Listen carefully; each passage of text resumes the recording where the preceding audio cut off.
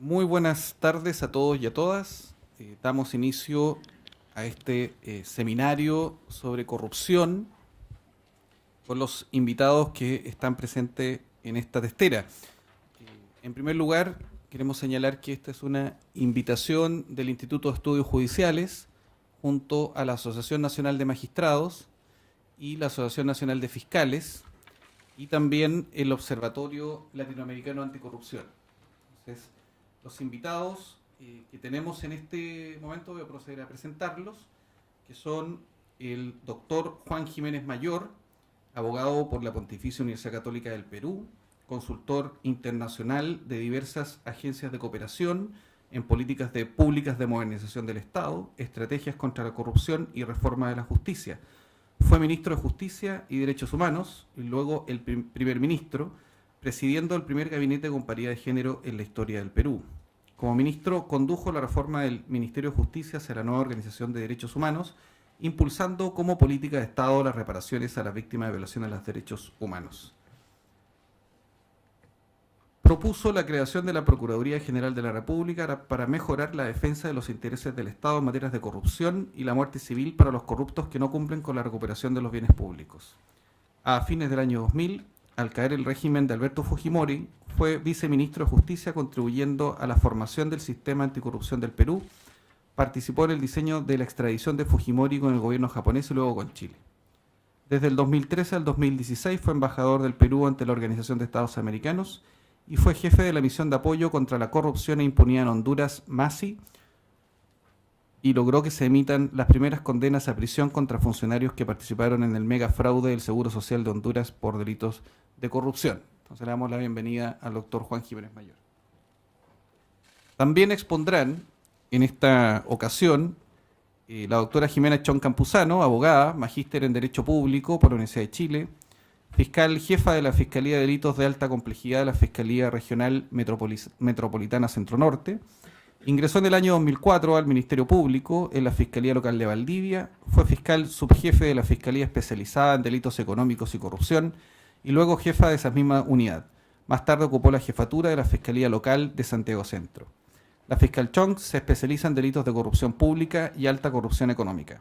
Ha liderado causas que han afectado a importantes miembros de la clase empresarial y política del país, sin perjuicio de perseguir además la responsabilidad de otros funcionarios públicos de alto rango y de personas jurídicas. En materia de investigaciones de alta complejidad, particularmente en áreas delictivas vinculadas a la corrupción pública, la trata de personas y el tráfico ilícito de migrantes y tortura, ha participado en el diseño e implementación de políticas de detección temprana de riesgos y adopción de medios de protección para víctimas, testigos y denunciantes. Ha sido profesora en diversas universidades chilenas y ha expuesto en seminarios en Chile y en el extranjero. Damos también la bienvenida a la doctora Jimena Chong. Y finalmente nos acompaña también en la mesa el doctor Julio Arbizu González, abogado por la Pontificia Universidad Católica del Perú, con estudios de maestría en ciencia política por la misma Casa de Estudios. Ha sido comisionado de la Defensoría del Pueblo, asesor parlamentario y procurador anticorrupción del Perú. También ha sido director ejecutivo del IBER, Asociación para la Transparencia y Acceso a la Información Pública, y hasta hace unos meses jefe de gabinete de la MAXI en Honduras. Ha sido docente en la Academia de la Magistratura, la Escuela de Oficiales de la Policía Nacional del Perú y la Universidad Católica. Es conferencista habitual sobre temas relacionados con la lucha anticorrupción y los derechos humanos en su país, Perú y en el extranjero. Para iniciar la moderación, damos la bienvenida a Trinidad Steiner, que es la presidenta de la Asociación de Fiscales de Chile.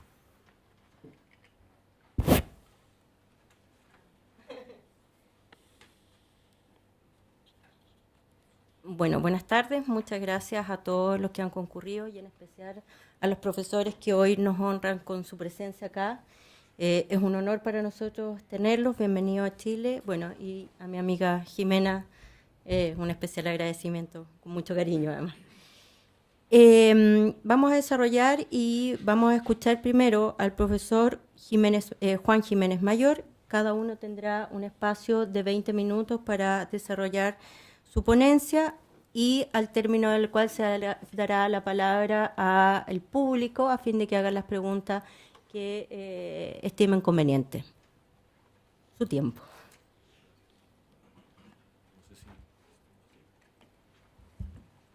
está...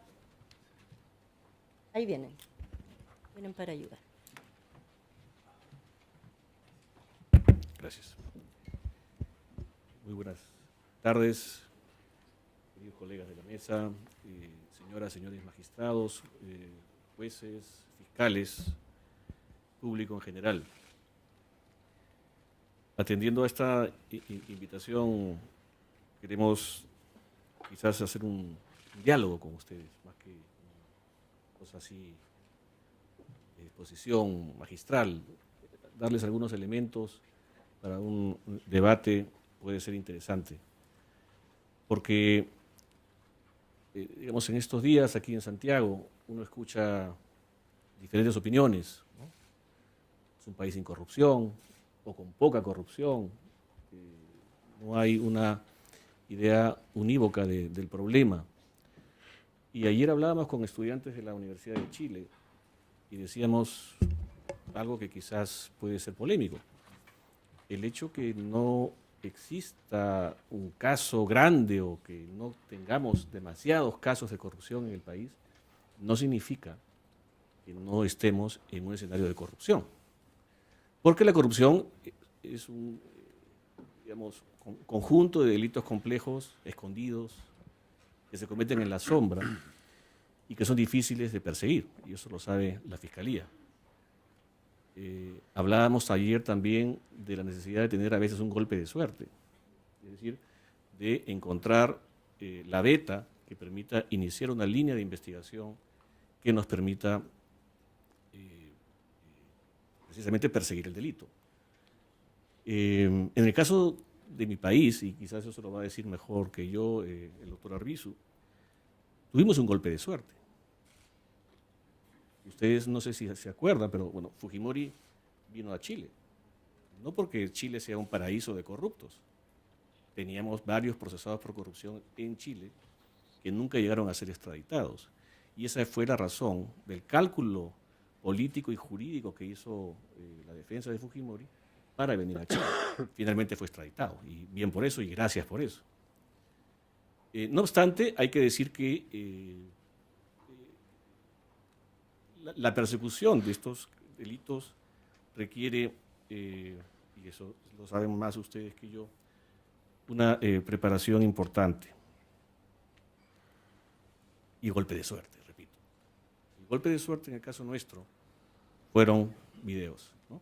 Ustedes se acordarán, no sé si fue visto también aquí en Chile, pero la miseria humana de funcionarios corruptos recibiendo sobornos la tuvimos en mi país, en medios gráficos. Nosotros en el año 2000, fines del 2000, 2001 y en adelante, teníamos todas las noches en la televisión el espectáculo horrendo de ver a funcionarios recibiendo dinero directamente. Y esto generó obviamente un escenario de indignidad de la población y que el sistema de justicia reaccione y genere las investigaciones que finalmente se dieron. Pero fue golpe de suerte porque el video con el cual se desmorona el gobierno de Fujimori fue entregado por la secretaria de Vladimiro Montesinos, que a la sazón era también una amiga íntima de él. Y por despecho, porque Montesinos tuvo otros affairs, por despecho, la señora entrega este video a un político y este político es el que difunde y con eso se genera la crisis del gobierno de Fujimori. Eso fue a fines del año 2000, golpe de suerte. Y esto siempre yo creo que se requiere en estas tareas de investigación, una filtración de información, una fisura de la organización criminal que está en ese momento generando ganancias, generando sus propios escenarios de poder, pero que finalmente pueden desmoronarse. Por eso que creo que no se puede decir que en un escenario de poder, cuando existe corrupción, este es un modelo que va a pervivir por siempre. Ustedes saben que la historia siempre es circular, entonces pueden acontecer escenarios, hechos que provoquen estas caídas. Y más aún en dictaduras, porque sabemos que las dictaduras no son perpetuas. Y ese fue precisamente el problema que tuvimos en el Perú. Nosotros venimos ahora de otra experiencia de Honduras. Y creo que es explicativa para poder entender un poco qué está ocurriendo en la región. Y creo que uno de los problemas que se dio en Honduras se ha dado en toda América Latina, incluida Chile, que es el tema del financiamiento político. En una audiencia el año pasado, a un viceministro de Trabajo, señalaba una frase que creo que es muy explicativa de cómo los políticos entienden este problema. Él decía que en la política no se pregunta de dónde viene el dinero.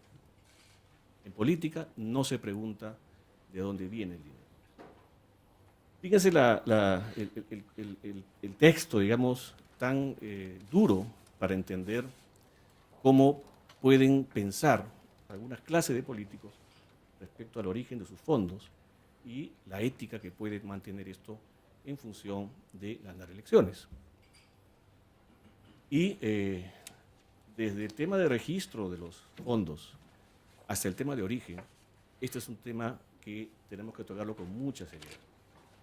Y entiendo que ustedes en el 2013 tuvieron un escándalo importante aquí en Chile, el caso Penta, que desnuda un problema serio de financiamiento, de registro, además de cómo esto se establecía en el sistema tributario, para beneficios tributarios, en fin, de cómo realmente tenemos que pensar en la política y el financiamiento. Porque si bien es cierto que la democracia no tiene precio, la democracia cuesta. Y alguien tiene que pagarla. Y los modelos son distintos, ¿no? Desde el modelo que ha optado México de financiar 100% por parte del sector público, del presupuesto público, a los partidos y las campañas, que no le gusta a la población, a los ciudadanos no les gusta que su dinero sea manejado o administrado por los políticos, hasta los sistemas, digamos, puramente de financiamiento privado, o los sistemas mixtos, que entiendo tiene Chile. Pero es un tema muy, muy serio. O sea, yo creo que Chile no entrará en un escenario como este, pero en Centroamérica sí, de cómo sí existe un abandono por parte del Estado hacia el financiamiento político. Esto puede caer en manos de organizaciones criminales, concretamente de organizaciones de narcotráfico, que sabemos muchísimo que en la región están contaminando muy seriamente diversos espacios en la política. Entonces, no hay que echar la venda para no mirar el problema, sino que hay que enfrentar el problema. Y el problema de financiamiento político es, creo con bastante base, uno de los problemas que tenemos que afrontar para ver qué hacemos con la política y sus dineros. Porque hay un elemento también importante. Marcelo Odebrecht, el CEO de esta compañía inmensa brasileña, hoy en el ojo de la tormenta, condenado a 19 años, 6 meses en Brasil y luego convertido en delator, al ser preguntado sobre por qué él entregaba dinero a partidos políticos para campañas electorales, él dijo que lo hacía para tener un trato preferente. ¿Preferente en qué? Él era, por lo menos en los países que se ha tenido registro, una persona que llegaba directamente a los presidentes. Los visitaba, los recibían presidentes. Y esto nos tiene que generar también una reflexión sobre cuál es el sentido del financiamiento de grandes corporaciones hacia la política. ¿Lo hacen por altruismo? ¿Lo hacen porque de verdad quieren fortalecer la democracia? ¿O hay otros propósitos en esta materia?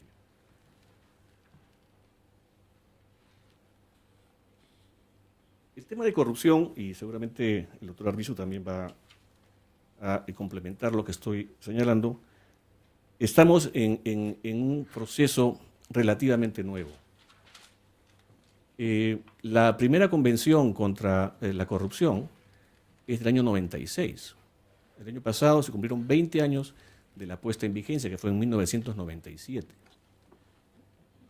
En el año 2000 se crea un mecanismo para el seguimiento, para que los países podamos ir incorporando las reformas que la Convención comienza a establecerse. Por ejemplo, la obligación de declaraciones juradas de funcionarios públicos es una obligación que viene de la Convención. La tipología de ciertos delitos, enriquecimiento ilícito, por ejemplo, están en la Convención Americana. La cooperación judicial internacional que tiene que existir entre los países para esto está también en la Convención. Pero si bien es cierto, comenzamos a reformarnos en la región a partir de la Convención, y valga recordar que cuando se discutía la Convención, por ejemplo, el debate que se dio al interior de la OEA era que la corrupción era un problema interno de los países, que no tenía por qué ser un problema internacional. Y hoy día sabemos que es un problema evidentemente transnacional. Odebrecht tiene problemas en 14 países en la región. Entonces, la idea de establecer una convención y reformas era importante. Pero luego se ha comprobado que tener una ley que promueva la transparencia, que también lo establecía la Convención, que tengamos declaraciones juradas, que tengamos nuevos tipos penales, no ha sido la solución, porque la corrupción ha seguido avanzando. ¿Cuál es la clave el día de hoy para enfrentar el problema? Particularmente pienso que es el tema de persecución penal. La prevención está bien, hay que tener una serie de elementos que permitan trabajar en eso, pero la persecución penal es uno de los elementos, porque el gran problema es la impunidad. El gran problema es la impunidad. Y fíjense ustedes, en los años 80 y 90 había corrupción. Collor de Mello en Brasil, Carlos Salinas en México, Alan García en Perú, Samper en Colombia, Carlos Menem en Argentina. O sea, podemos hacer una larga lista. Y la característica de todos estos casos es que nunca pisaron la cárcel. Y las investigaciones fueron investigaciones que no llevaron a una consecuencia dura, digamos, para dar una lección en esta materia. Y eso ha cambiado. Eso ha cambiado. Y creo que esto es importante para poder ir enfocando cuáles son las estrategias de combate a la corrupción que tenemos que tener en cuenta. Hay países que tienen soluciones más dramáticas que otros. Mi país fue, digámoslo así, el primero en América Latina que inició un megaproceso de combate a la corrupción. Un presidente preso, altos funcionarios investigados y sancionados, condenados y con prisión. Y esto luego ha venido produciéndose en otros lados. Uno de los escenarios, creo yo, importantes en este momento para analizar cómo se está abordando el problema de corrupción es Centroamérica, aún con todos los problemas de impunidad que existen. Uno de los modelos que existen es el de Guatemala. En Guatemala se crea hace 10 años por Naciones Unidas una Comisión Internacional contra la Impunidad, que la dirige el día de hoy un colombiano, Iván Velázquez, que es una misión que en los últimos 2 o 3 años ha venido redirigiendo sus esfuerzos para trabajar fuertemente en investigaciones conjuntamente con la Fiscalía de Guatemala de casos de corrupción, con resultados muy importantes. Uno de ellos, el más emblemático, digamos, fue la destitución o la renuncia del presidente Pérez Molina, la vicepresidenta Valdetti, que se encuentran en este momento en prisión preventiva en Guatemala por gravísimos delitos de corrupción. Y la CICIG y la Fiscalía de Guatemala han continuado una serie de casos importantes para establecer un cambio en el escenario de, no corrupción, porque corrupción existe y existió siempre y existirá seguramente, el tema de impunidad. Y creo que ese es uno de los problemas que tenemos que tener en cuenta. Tenemos que atacar la impunidad. Y eso se hace con investigación con ciencia forense, con análisis financiero, con investigación financiera, que es uno de los elementos del día de hoy que marca la diferencia de lo que sucedió en los años 80 y 90 de lo que puede suceder el día de hoy. El otro modelo complementario o similar al de Guatemala en Centroamérica es Honduras, y es la misión de apoyo contra la corrupción y la impunidad de la que formamos parte Julio Arbizu, que me acompaña en la mesa, y el doctor Daniel Urrutia, que era el juez internacional de la misión. El propósito de esta misión no era, y yo quisiera, porque discutíamos ayer, ¿qué pensarán, decíamos nosotros, los jueces chilenos, los magistrados chilenos y los fiscales, cuando les expliquemos o les digamos que existe una misión que colabora con el trabajo, no de los jueces, porque los jueces, con esta facultad, digamos, de impartir justicia, es difícil que uno pueda trabajar con ellos. Básicamente, lo que hacíamos era capacitación para este modelo, pero sí con la Fiscalía. Con la Fiscalía teníamos un modo de trabajo directo. Pero hay que entender que esto no significa que se reemplazan o que se superponen a los funcionarios del Estado las funciones, sino que es un trabajo de cooperación, de colaboración en las tareas de investigación. Hay que tener en cuenta que en muchos de nuestros países las capacidades de investigación no son las muy potentes o las deseables o las que podríamos esperar con la magnitud de los problemas de corrupción que tenemos. Hay países que todavía ni siquiera incluyen dentro de sus esquemas de investigación el análisis financiero y siguen trabajando como hace 30 años con un modelo de fiscal y sus ayudantes, pero no de poder combinar equipos multidisciplinarios que permitan trabajar en investigaciones, digamos, complejas, que es lo que estamos nosotros tratando de abordar el día de hoy cuando hablamos de corrupción. Entonces, en Honduras se crea en el 2016 esta misión. Y se crea, y esto es importante decirlo también aquí en este escenario en Chile, se crea sobre un escándalo de corrupción en el seguro social de ese país que sacó a la gente, a la calle a la gente. La gente salió a protestar contra la corrupción. Y ese es el otro elemento que hay que tener en cuenta. ¿Cuándo nos indignamos? ¿En qué momento decimos basta? ¿En qué momento ya la gente se harta del problema?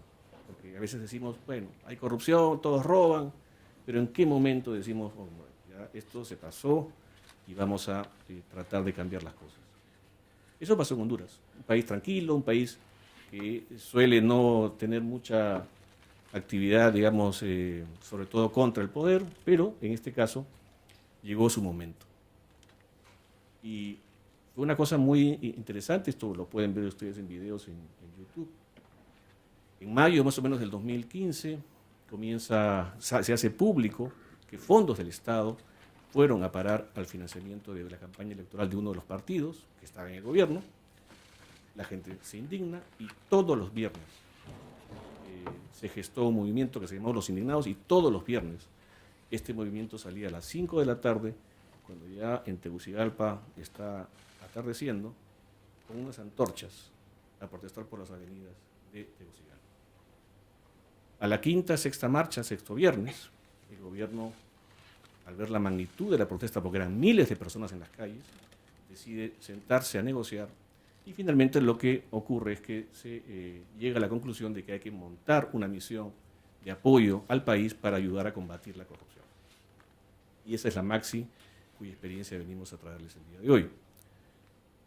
En la misión lo que buscábamos era ayudar al país, colaborar con las instituciones, sobre todo de justicia, para que puedan iniciar investigaciones y, por supuesto, para que estas investigaciones, con la seriedad del caso, puedan tener condenas si así se llegaba a determinar por la comisión de delitos y las pruebas que hay que presentar.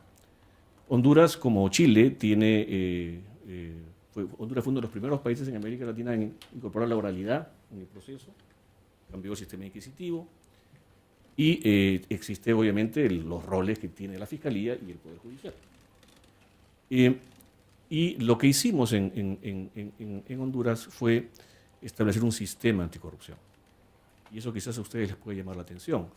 creemos una fiscalía especializada, eso lo tienen ustedes, y creo que todos los países de América Latina en este momento tienen fiscalías anticorrupción, pero la particularidad en Honduras fue que se crearon juzgados y tribunales con competencia nacional en materia de corrupción.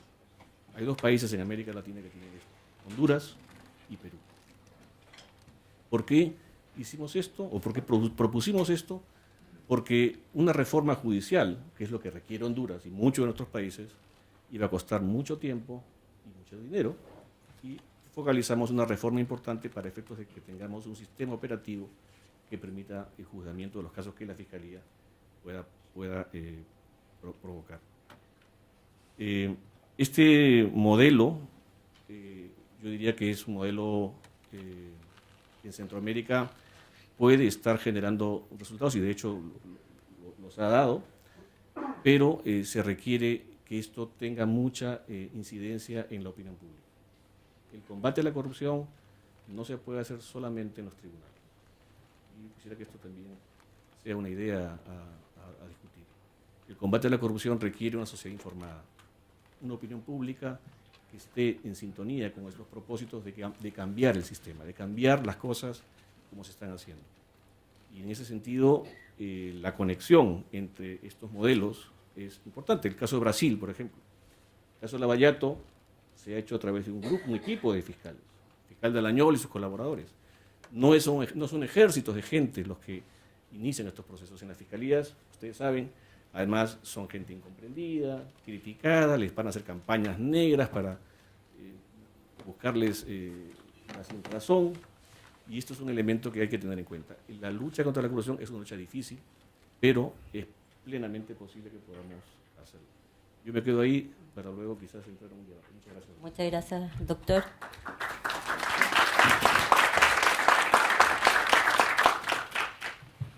Ahora le damos su tiempo a la fiscal Jimena Chon Campuzano por los 20 minutos. Bueno, buenas tardes. Yo voy a recoger parte de lo primero que dijo acá el doctor Jiménez, en términos de que ojalá esto, más que una exposición, sea efectivamente una conversación y que sentemos algunas ideas que nos permitan desarrollar precisamente esta conversación con posterioridad. Cuando Trinidad tuvo la idea de invitarme a formar parte de este panel, además de tener que, digamos, superar el pánico escénico de tener que enfrentarme, digamos, a una audiencia de las características de esta, lo cierto es que me tuve que sentar a pensar de qué cosas podíamos hablar nosotros y qué temas podrían ser aquellos que podían ser de interés para enriquecer el debate.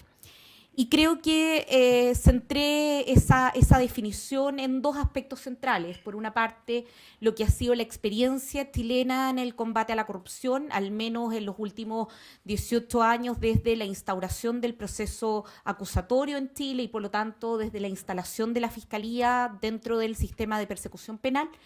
Y por otro lado también, a propósito de esa experiencia, ¿cuáles creemos nosotros que pueden ser los desafíos que todavía tenemos que superar y que nos van a permitir que, siguiendo también una de las claves que nos dijo el profesor Jiménez, el sistema de persecución penal pueda hacerse cargo de este rol clave que parece ser pacífico de las experiencias comparadas que le cabe dentro de lo que es el combate a la corrupción? Y quizá uno de los aspectos interesantes para partir este análisis, traigo a colación una frase que en general se le atribuye a un biólogo y filósofo chileno que es don Humberto Maturana. Y esta frase es que el lenguaje crea realidades. El postulado del doctor Maturana en realidad es bastante más extenso y más profundo que esta simplificación de su idea, que es que el lenguaje crea realidad. Él dice: las conversaciones que nosotros sostenemos a diario son aquellas que, en definitiva, le otorgan materialidad a la vida y a la realidad que nosotros vamos creando. Y si damos por cierto que el lenguaje crea realidades, podríamos decir que la ausencia de lenguaje, aquello que no se menciona, aquello que no se nombra, es aquello que en realidad no existe. Y hago esta reflexión porque si nosotros hacemos un escáner a lo que es la legislación chilena, la legislación procesal, la legislación penal sustantiva, la constitución política, la legislación administrativa, la ley de bases generales de la administración del Estado, no nos vamos a encontrar con una definición de corrupción. y es quizás porque habitualmente nosotros en Chile, y muy probablemente todos los chilenos que estamos acá, si hace 15 años a nosotros nos hubieran dicho la afirmación Chile no es un país corrupto, todos nosotros habríamos probablemente asentido con la cabeza. Hoy día, en general, si a cualquiera de nosotros nos dicen Chile no es un país corrupto, lo más probable es que nosotros esbozáramos, si es que no una sonrisa, una carcajada, digamos, al menos una cierta mirada digamos, de duda en relación con la certeza de esa afirmación. Y es bastante señero el hecho de que nosotros, salvo por los tratados internacionales que sí definen corrupción, nosotros nos vamos a encontrar con expresiones más bien simbólicas en nuestra legislación y vamos a hablar de delitos funcionarios, delitos contra la función pública. Es decir, que en escenario del bien jurídico, más que pensar en delitos que afectan la probidad o delitos que son delitos de corrupción, más bien lo que se afecta es la función. Es decir, que el Estado pueda seguir entregando las prestaciones para las cuales está dada y que aquello es lo que eventualmente se ve afectado cuando nos vemos enfrentados a un escenario de soborno o a un escenario de malversación. Y esto tiene algún sentido porque si nosotros ahora ya no solo revisando la jurisprudencia, digamos la ley, sino que revisando la jurisprudencia, nos vamos a encontrar con que mayoritariamente este tipo de delitos apunta en su investigación y en su condena a mandos medios.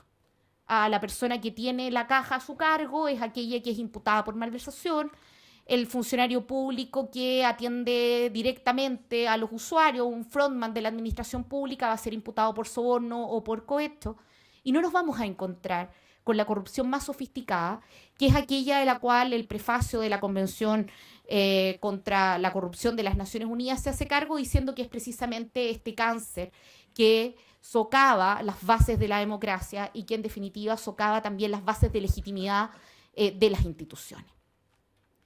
Si nosotros seguimos investigando corrupción, mirándola de manera episódica, sancionando solo, con lo cual uno no quiere decir que no deba hacerse, pero aquel funcionario público que para acelerar un trámite le solicita un beneficio económico a un particular o a otro funcionario público y no somos capaces de develar la organización que existe detrás de los grandes procesos de corrupción, lo cierto es que el combate a la corrupción, y siguiendo en esto lo que decía el profesor Jiménez, que me precedió en el uso de la palabra, va a ser sencillamente y simplemente un fracaso.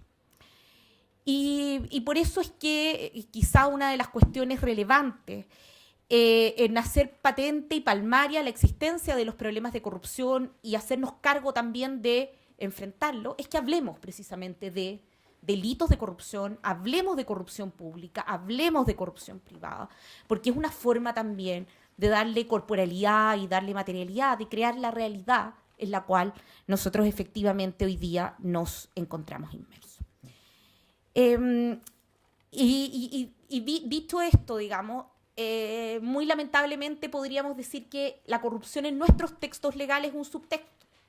No existe ni una definición y tenemos que empezar a rajuñar, por decirlo de alguna forma, a escarbar en legislaciones parapenales, como por ejemplo la Ley de Bases Generales de la Administración del Estado, donde nos vamos a encontrar al menos con una definición de probidad bastante sencilla, pero no por ello menos certera, y es que la probidad consiste en privilegiar el interés general por sobre el interés particular y es una obligación de todos los funcionarios públicos.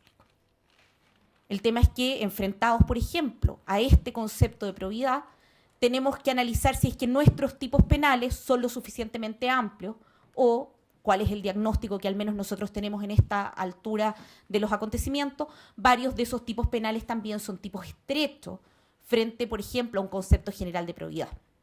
Pensemos solo a título de ejemplo en el delito de cohecho doméstico, el soborno al cual están sujetos, digamos, los empleados públicos en Chile. Se dice entonces que es la aceptación o solicitación de un beneficio económico para ejecutar o haber ejecutado un acto con infracción a los deberes propios del cargo. Sin embargo, ha habido jurisprudencia que ha descartado la posibilidad de construir una infracción a los deberes del cargo en la infracción genérica a este deber de probidad que está descrito en el artículo 54 de la Ley de Bases Generales de la Administración del Estado. Entonces nosotros nos damos cuenta que la formulación del cohecho y del soborno doméstico en Chile tiene ciertas estrecheces que muchas veces fuerzan a que tengamos que, en medida importante, ser creativos, lo cual no es malo como condición para un fiscal, al menos desde mi perspectiva, ser creativos en la forma como somos capaces de construir la imputación y los antecedentes de prueba que sustentan esa imputación para hacerlos caber dentro del tipo penal en cuestión. Y aquí, a propósito de los compromisos internacionales suscritos por Chile, surge una paradoja legislativa, digamos, una paradoja más de lo que en nuestra legislación nosotros podemos observar. Porque si comparamos la estructura típica, la descripción fáctica del cohecho doméstico por oposición al cohecho a funcionario público extranjero, que es una modificación o una incorporación al Código Penal precisamente demandada por los tratados internacionales a los cuales Chile ha adscrito y que obligaron a la modernización de la norma penal para ser eficientes, ¿no es cierto?, en la persecución de este tipo de delitos que tienen ribetes internacionales. Hoy día, con el desarrollo del comercio transnacional, resulta evidente que la obtención de beneficios ante gobiernos extranjeros por parte de nacionales para efectos de desarrollar negocios en el exterior era necesario regularlo. Bueno, en la regulación del cohecho a funcionario público extranjero y en la regulación del cohecho transnacional nos encontramos, por ejemplo, con que no existe una limitación, como sí la hay en el cohecho doméstico, de que el beneficio sea solo un beneficio de carácter económico. Si hoy día hay un funcionario público se le ofrece a un funcionario público un beneficio de un carácter no económico, no solo no vamos a tener cómo aplicar la pena a la sanción de multa, sino que además estaríamos fuera eventualmente del tipo penal. Cuestión distinta es en el cohecho a funcionario público extranjero. Esto mismo demuestra que, si bien ha existido un interés creciente por adecuar nuestra legislación a los estándares internacionales, todavía se producen estas diferencias que de cabeza y de cara a la necesidad de perseguir este tipo de delitos nos ponen en una situación, insisto, de tener que ser particularmente creativos. Y cuando la creatividad no es algo que campee, se dice en la cabeza de los abogados, ciertamente dificulta, ¿no es cierto?, las posibilidades más eficientes y eficaces de perseguir. Tenemos entonces, por una parte, la estrechez de los tipos penales. Por otro lado, nos encontramos con la situación que también planteó el doctor Jiménez, ni que hubiéramos conversado antes, la verdad esto surgió de manera totalmente natural, porque de hecho les cuento que tampoco hemos conversado antes, la situación del financiamiento irregular o el financiamiento delictivo de la política. Entonces, efectivamente, hacia el año 2015, pese a que los hechos son un poco anteriores, surgen, digamos, los primeros megacasos en Chile de financiamiento ilegal o delictivo de la política, donde nos encontramos con un conjunto de empresas de distintos sectores productivos, empresas relevantes, algunas de ellas que incluso son sociedades anónimas abiertas, que transan en bolsa, es decir, que trabajan con capitales de privados que se los facilitan a través de la compra de acciones, es decir, administran en ese sentido fondos de terceros, tienen deberes fiduciarios particulares. Estas empresas, ¿no es cierto?, han colonizado, que es una expresión que se utiliza normalmente por los medios periodísticos, parece bastante elocuente, digamos, colonizaron los distintos ámbitos de la política precisamente financiando a candidatos. Entonces, nosotros nos enfrentamos con esta situación, que es una situación que en Chile, les comento, también generó mucha indignación, digamos, se advertía mucha efervescencia de parte de la opinión pública. De hecho, la encuesta CEP, que es una de las encuestas de un centro de estudios que mide la temperatura, por decirlo de alguna forma, de cómo la percepción ciudadana se enfrenta a ciertos temas, entre el 2015 y esta fecha ha mantenido más o menos como preocupación dentro de los problemas de seguridad entre el 20 y el 30% el tema de corrupción. Cuestión que si nosotros nos remontamos a las encuestas anteriores, probablemente esto estaba muy, muy por debajo de aquellos aspectos de los cuales los gobiernos tenían que hacerse cargo de acuerdo a la percepción ciudadana. Entonces, tenemos esta situación y nos encontramos, por ejemplo, con que si un particular le paga a otro particular, porque en ese momento no es un funcionario público, que es candidato a un cargo público, y aun cuando lo haga para efectos de granjearse la línea directa, el número de teléfono, asegurarse de que le conteste los llamados, que le responda a los mails y que probablemente lo favorezca al momento de tener el cargo público y ser legislador, concejal, alcalde, presidente de la República. Si es que efectivamente eso acontece, no es una figura de soborno o cohecho, porque no se trata de un pago realizado a un funcionario público. Es decir, no existe en Chile una figura que conceda alguna calidad especial a aquellas personas que son candidatos para efectos de resguardar el desempeño probo futuro en el evento de ser elegido. Y el caso chileno fue un caso bien particular, no tanto porque he visto por experiencias comparadas que se ha dado también en otros lugares, pero en donde además este financiamiento delictivo de la política o irregular de la política no se hace simplemente a través de la entrega de un cheque o la entrega de un maletín, digamos. En Chile somos extremadamente formalistas y resulta que la entrega de estos pagos se hace con boletas y factura. Entonces, en una manifestación del extremo tributo que en Chile tenemos al papel timbrado, lo cierto es que este financiamiento se hace a través de documentos que son incorporados por las empresas para rebajar gastos tributarios, producto de este beneficio que están realizando a favor de los futuros funcionarios públicos.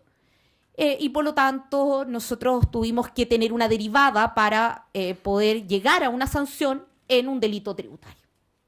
Y ahí nos encontramos con otro escollo, y es que en nuestra legislación los delitos tributarios no son de acción penal pública, sino que son de acción previa instancia particular, y tiene que ser el Servicio de Impuestos Internos, que es una autoridad gubernamental dependiente del Ministerio de Hacienda e indirectamente del Presidente de la República y por ende de la coalición de turno, quien tiene que decidir querellarse o no querellarse.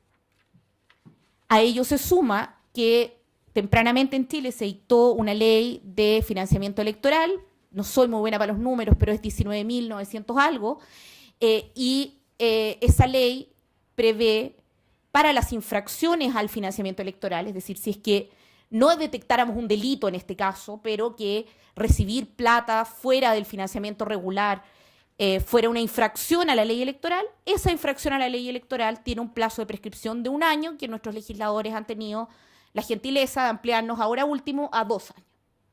Por lo tanto, son figuras, aun cuando administrativas, privilegiadas en cuanto a su plazo de persecución en relación con los delitos que tienen penas de 5 y 10 años. Entonces, ahí volvemos a tener un segundo punto de estrechez en las herramientas de investigación. Y luego, para condimentar un poquito más, digamos, este cocimiento en el cual estamos trabajando, nos vamos a encontrar con que tenemos además restricciones desde el punto de vista procesal a propósito de las medidas intrusivas o medidas de investigación, por varias razones, digamos. Primero, porque pese a ser recomendación de los instrumentos internacionales, Chile no se ha puesto al día en entregar herramientas especiales y técnicas especiales de investigación para la investigación de la corrupción. Las tenemos para materias de droga, las tenemos para materias de lavado de activos, por reenvío a la ley de drogas, y en algunas materias específicas las tenemos para persecución de delitos de trata de personas, de tráfico ilícito de migrantes, pero no las tenemos en ámbito de corrupción.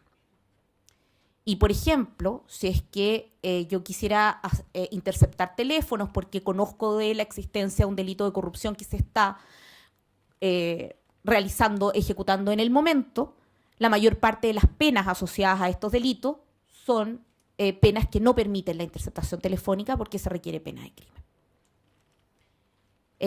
Y pasa lo mismo con medidas de aseguramiento patrimonial, con la posibilidad de tener agentes encubiertos, con la posibilidad de tener agentes reveladores, con la posibilidad de hacer grabaciones entre personas presentes, etc. Es decir, hay un corral para las investigaciones que dice relación con estas restricciones. Y por si eso fuera poco, luego tenemos una expectativa ciudadana que razonablemente y para ser eficiente el combate a la corrupción va a demandar penas ejemplares y que habitualmente son penas que se estima debieran ser penas privativas de libertad, con un estatuto penal que al datar de principios del siglo XX, si es que no fines del siglo XIX, en general para este tipo de delitos contempla penas bastante bajas. El cohecho, por ejemplo, el cohecho doméstico, cuando se trata de delitos con infracción a los deberes del cargo, tiene la misma pena que el maltrato animal. Y yo cuando pongo este ejemplo, se me vienen encima los animalistas habitualmente, y no es que, de hecho tengo mascota, digamos, lloré mi perro que se murió, me gusta mi gata, pero lo cierto es que efectivamente, desde el punto de vista de la afectación social, pagarle a un parlamentario para que vote leyes favorablemente a la empresa que paga, parece bastante más grave que alguien que patee a una gata, incluso si la gata es mi gata. Es decir, incluso en esa hipótesis que uno podría tener involucrados sentimientos personales, cualquiera de nosotros podría decir que estamos en presencia de hechos que tienen una gravedad y un impacto social diverso. Y no obstante aquello, hoy día el marco penal es exactamente el mismo. Y con técnicas legislativas a veces deficientes, en donde se opta por aumentar las penas, pero se opta por aumentar las penas en el techo, pero no aumentarlas en el piso. Y con reglas de determinación de penas en Chile que fuerzan a bajar las penas cuando existen más de 2 atenuantes desde el piso. Por lo tanto, la expectativa ciudadana se ve frustrada también en atención a esta limitación de las penas, donde la pregunta que quizá me interesaría dejar planteada es si efectivamente las penas de estos delitos, aun cuando uno podría preguntar más en amplio, las penas de todos los delitos son o no condignas con la gravedad de los hechos. Y dentro del mismo tipo de delitos, si es que podemos hacer alguna diferenciación, más allá de que en Chile sí existe una norma, el artículo 69 del Código Penal, que permite al juzgador, al momento de sentenciar, hacer una adecuada tasación de la extensión del mal provocado. Entonces, nos encontramos con todas estas dificultades y con otras particularidades, digamos. Por ejemplo, les comentaba que en materia de lavado de activos nosotros sí tenemos ciertas herramientas para técnicas especiales de investigación. Y modificaciones que ha sufrido la ley sobre lavado de activos ha aumentado la base de delitos precedentes del lavado. Y por lo tanto nosotros tenemos hoy día que el soborno o el cohecho puede ser delito precedente del lavado de activos. Y por lo tanto, para investigar el delito base o delito precedente, yo no tengo técnicas especiales de investigación, pero para investigar esta forma especial, especialmente punible de encubrimiento, que es el lavado de activos, sí tengo técnicas especiales de investigación. Por lo tanto, pero para llegar a tener por establecido un lavado de activos, necesito tener por establecido un delito precedente, para el cual no tengo, entonces, y en consecuencia las mismas herramientas. Entonces, nos encontramos con esta situación y la forma que ha tenido la Fiscalía de enfrentarnos, y aquí están un poco los desafíos, es precisamente siguiendo un poco la línea de lo que comentaba el doctor Jiménez, es decir, especialización, formación, y formación en todos los órganos que inciden en la persecución penal, con formación de fuerzas de tarea. Hoy día nosotros tenemos investigaciones que están siendo llevadas adelante por equipos de la Fiscalía, donde se han incorporado como parte de la fuerza de tarea, por ejemplo, funcionarios de la Contraloría General de la República. Es decir, tenemos que enfrentar esto, pero más que nada, ya me dice Trini que se acaba el tiempo y se les acaba la paciencia también, que de hecho, si no fuera por lo calefaccionada que está la sala... Yo creo que quieren las preguntas. Quieren las preguntas. Sí, pero quisiera dejar sentado entonces que esas son un poco las restricciones y el escenario al cual nosotros hoy día nos enfrentamos. Muchas gracias, Jimena. Damos la bienvenida al doctor Julio Abirzú. Su tiempo, doctor.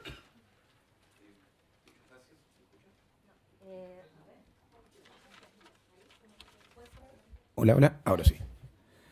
Bueno, buenas tardes. Primero, muchas gracias por la invitación. Siempre yo empiezo diciendo que es para mí un honor y es muy grato conversar de estos temas. Quiero seguir con lo dicho por quienes me han precedido, por mis colegas, en el sentido de que esto debería ser, hacia el final de esta reunión, también un debate, una conversación, ¿no? Y por supuesto, de distintos pareceres, de discrepancia. Decía un estudioso de mi país que en el debate nos encontramos, ¿no? En las diferencias nos encontramos. Y sobre eso yo quisiera empezar, como regularmente empiezo en este tipo de foros, y me satisface mucho que la doctora Chong haya empezado también por allí, es decir, hay una demanda por saber de qué hablamos cuando hablamos de corrupción, ¿no es cierto? ¿Cuál es la definición envolvente? ¿De qué hablamos efectivamente cuando hablamos de que la corrupción afecta bienes jurídicos desde el derecho penal, ¿no? Y yo les quiero proponer algo que me parece que es fundamental, es decir, si acudimos a las definiciones clásicas, nos vamos a dar cuenta de que la corrupción suele ser identificada con dos elementos básicos. El primero es el elemento patrimonial, ¿no?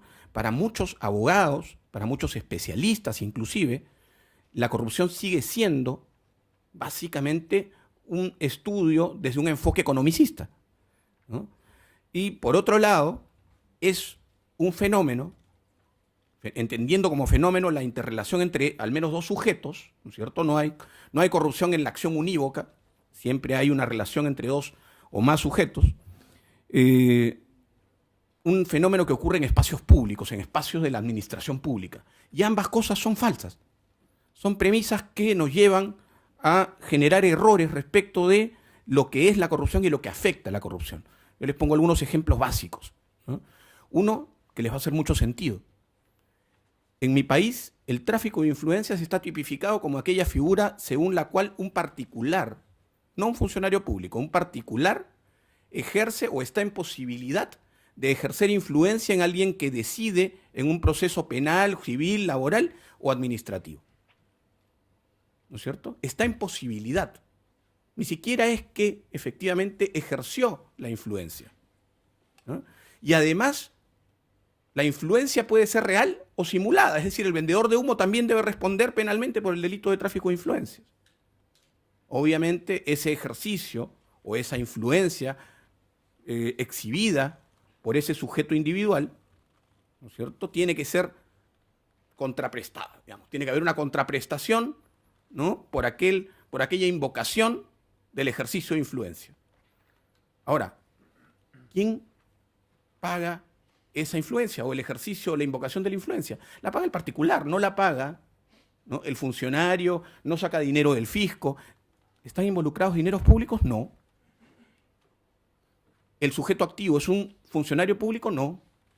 ¿No es cierto? Entonces, esas definiciones clásicas que apuntan a, primero, que la lucha contra la corrupción o los tipos penales contra la administración pública, que penalizan los delitos contra la administración pública, son delitos que persiguen afectación del patrimonio público, no son ciertos. En primer lugar. Entonces, ¿qué afecta la corrupción? Afecta, por cierto, en muchos casos, en muchísimos casos, el patrimonio público, pero en otros afecta básicamente, y también en los casos donde se afecta el patrimonio público, afecta a los derechos de ciudadanos y ciudadanas. Derechos fundamentales. Aquella persona que fue a acudir a el Poder Judicial y se encontró con que alguien invocaba poder ejercer influencia sobre el juzgador, ¿no es cierto?, está afectando el derecho de la otra parte a acceder a la justicia en términos igualitarios, ¿no es cierto? O quien va a inscribir a un niño, a una niña, a un colegio o una escuela pública y se le solicita una cuota extraordinaria, verá afectado su derecho a la educación, y no solamente su derecho a la educación, sino por extensión el derecho a la educación de todos y todas las niñas y niños que quieren acceder a la escuela pública, porque lo que se hace, tanto en el caso del Poder Judicial o del acceso a la justicia, como en el caso del acceso a la educación o el acceso a la salud, cuando uno pide una cama en el hospital público y se le cobra por la cama, ¿no es cierto?, es básicamente una afectación a los derechos. Lo que está ocurriendo básicamente es que se están afectando derechos y de otro lado hay una abdicación del Estado de cumplir con sus obligaciones de garantizar derechos fundamentales para todos y todas. La corrupción desde ese punto de vista no solamente es entonces, o no debería ser únicamente, no debería tener únicamente un enfoque económico, ¿no? Ahora, eso nos lleva metodológicamente también, cuando entramos a evaluar la pertinacia de los modelos de combate a la corrupción, en establecer cuáles son los tipos de corrupción. Y aquí voy a entrar un poco en el tema que se me ha pedido, ¿no es cierto? Los tipos de corrupción. En exhibidos, ¿no?, en distintas realidades. No es posible entender que la corrupción que ocurre en los espacios de interacción inmediata entre funcionarios y ciudadanos o ciudadanas es igual a los casos de gran corrupción. No es igual el fenómeno y no es igual el combate. Y las herramientas tampoco pueden ser las mismas, ¿cierto? Básicamente, cuando nos encontramos en esos espacios de interrelación inmediata, doméstica, ¿no es cierto? Estamos hablando de pequeña corrupción o corrupción administrativa. Estamos hablando precisamente de esas interrupciones del acceso a derechos, ¿no?, de ciudadanos comunes y corrientes. Sin que yo diga que eso no ocurre cuando se dilapida dinero público en las grandes compras del Estado, es, repito, otra forma de presentarse la corrupción. Y yo quiero empezar recordando algo que el doctor Jiménez les comentaba, ¿no es cierto?, el modelo de corrupción que inicia en los primeros años del 2000 en Perú, ¿no? Tras la caída de Alberto Fujimori, Juan recordaba que Fujimori del Japón tomó un avión para Chile. Yo les quiero plantear luego algo que me parece súper importante de discutir aquí, en términos también de jurisprudencia, de legislación y jurisprudencia, de delitos especiales propios en Chile. Pero antes de eso, más o menos comentarles el modelo de corrupción. El modelo de corrupción que estableció la organización criminal de Fujimori y Montesinos en Perú a partir del año 90 o 91, después de empezado el mandato de Alberto Fujimori, fue un modelo de captura del Estado desde adentro, ¿cierto? Esta era una organización montada para apropiarse ciertamente de los dineros del Estado. Y para ello, ¿no?, instituyó una red criminal que fue nutriendo de personajes en cada uno de los espacios de decisión pública del Estado. Es decir, desde adentro, todos funcionarios públicos, ocasionalmente ayudados por personajes privados, en concomitancia con estos funcionarios del Estado, que en sus rangos medios eran piezas fungibles y en la cabeza de la estructura, ¿no es cierto?, obedecían a esta dirección bicéfala que estaba representada por Fujimori y Montesinos. Pero básicamente una organización criminal capturando el Estado desde adentro.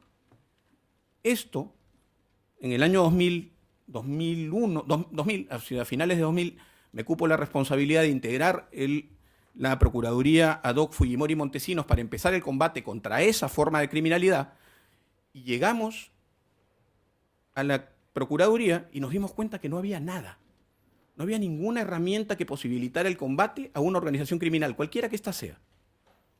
Hubo entonces de inmediato que tomar algunas acciones. Felizmente nos acompañó en simultáneo una reforma del Estado que supuso también la reforma del Parlamento, ¿no es cierto?, y de las instituciones que habían sido tomadas por esa organización criminal. Y lo que se hizo fue diseñar una serie de herramientas que fuimos utilizando para derrotar esa organización criminal, que finalmente fue derrotada efectivamente en los primeros años de la década del 2000.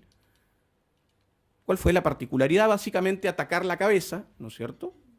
Montesinos cayó prontamente, después de su fuga a Ecuador primero y a Panamá después, y luego Fujimori, ¿no es cierto?, también cayó y fue investigado, juzgado y finalmente condenado por delitos de corrupción y por delitos de violación a los derechos humanos. Y aquí les quiero yo comentar rápidamente esto para con cargo, por supuesto, a discutirlo después. Una de los tipos penales de mayor recurrencia en la investigación y juzgamiento en Perú, en ese sistema, fue el delito de peculado para nosotros, malversación para ustedes, ¿no es cierto?, malversación de caudales públicos. Y aquí hubo un problema muy serio que yo les quiero comentar. A propósito también de la pregunta del día de ayer. Ayer estuvimos en un foro en la Universidad de Chile donde se preguntaba, ¿es Chile un país corrupto? Yo digo, bueno, los países... yo me resisto a pensar que los países puedan ser corruptos. Me prefiero hablar de sistemas. Y creo que podemos sacar insumos para una posible respuesta si nos damos cuenta que en ese momento, por ejemplo, el delito de peculado no se castigaba en Chile de la misma manera en que se castigaba en Perú. en ese momento, estamos hablando del año 2000, ¿no es cierto? ¿A qué me refiero? El tipo penal es muy similar. El gran problema es la aplicación del tipo penal para particulares. En Perú, muchos particulares tuvieron o participaron de la misma cadena delictiva del sujeto imputado del delito especial propio, dígase peculado.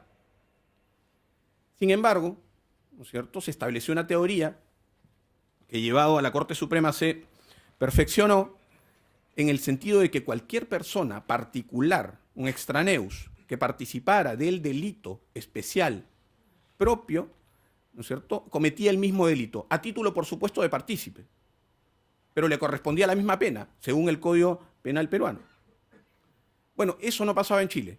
Entonces, como no pasaba en Chile, y en Chile el cómplice de los delitos especiales propios responde por un delito distinto, y no es un delito de corrupción, sino es un delito contra el patrimonio, se negaron, como decía el doctor Jiménez, todas las extradiciones de quienes habían acudido a Chile sabiendo que era imposible que fuesen extraditados. Al menos 10 personas imputadas de graves delitos de corrupción, entre ellos el delito de peculado, algunos imputados por delitos de colusión, ¿no?, vinieron a parar con sus huesos a Chile, y 2 de ellos ya murieron en la total libertad, ¿no es cierto?, sin poder salir, por supuesto, del territorio chileno, porque iban a ser capturados de inmediato, porque tenían alertas rojas en Interpol que valían en otros países. Primer modelo, el de Fujimori, Montesinos, y esta organización criminal capturando el Estado desde adentro, ¿no es cierto?, y ocupando estas instancias de decisión de políticas públicas, que fue derrotado finalmente. Les decía, Fujimori regresó, calculó mal, ¿no es cierto?, porque después la Corte Suprema chilena, y es algo que tenemos que agradecer y reconocer, permitió la extradición de Fujimori por todos los delitos, bueno, por la mayoría de los delitos por los que era requerido. Fujimori regresó al país, donde fue finalmente procesado y condenado por sus delitos, lamentablemente, como suele ocurrirnos, ¿no es cierto? También pasó por el Perú el olvido, y el señor ahora, con una salud rebosante, acaba de recibir el indulto por razones humanitarias, ¿no?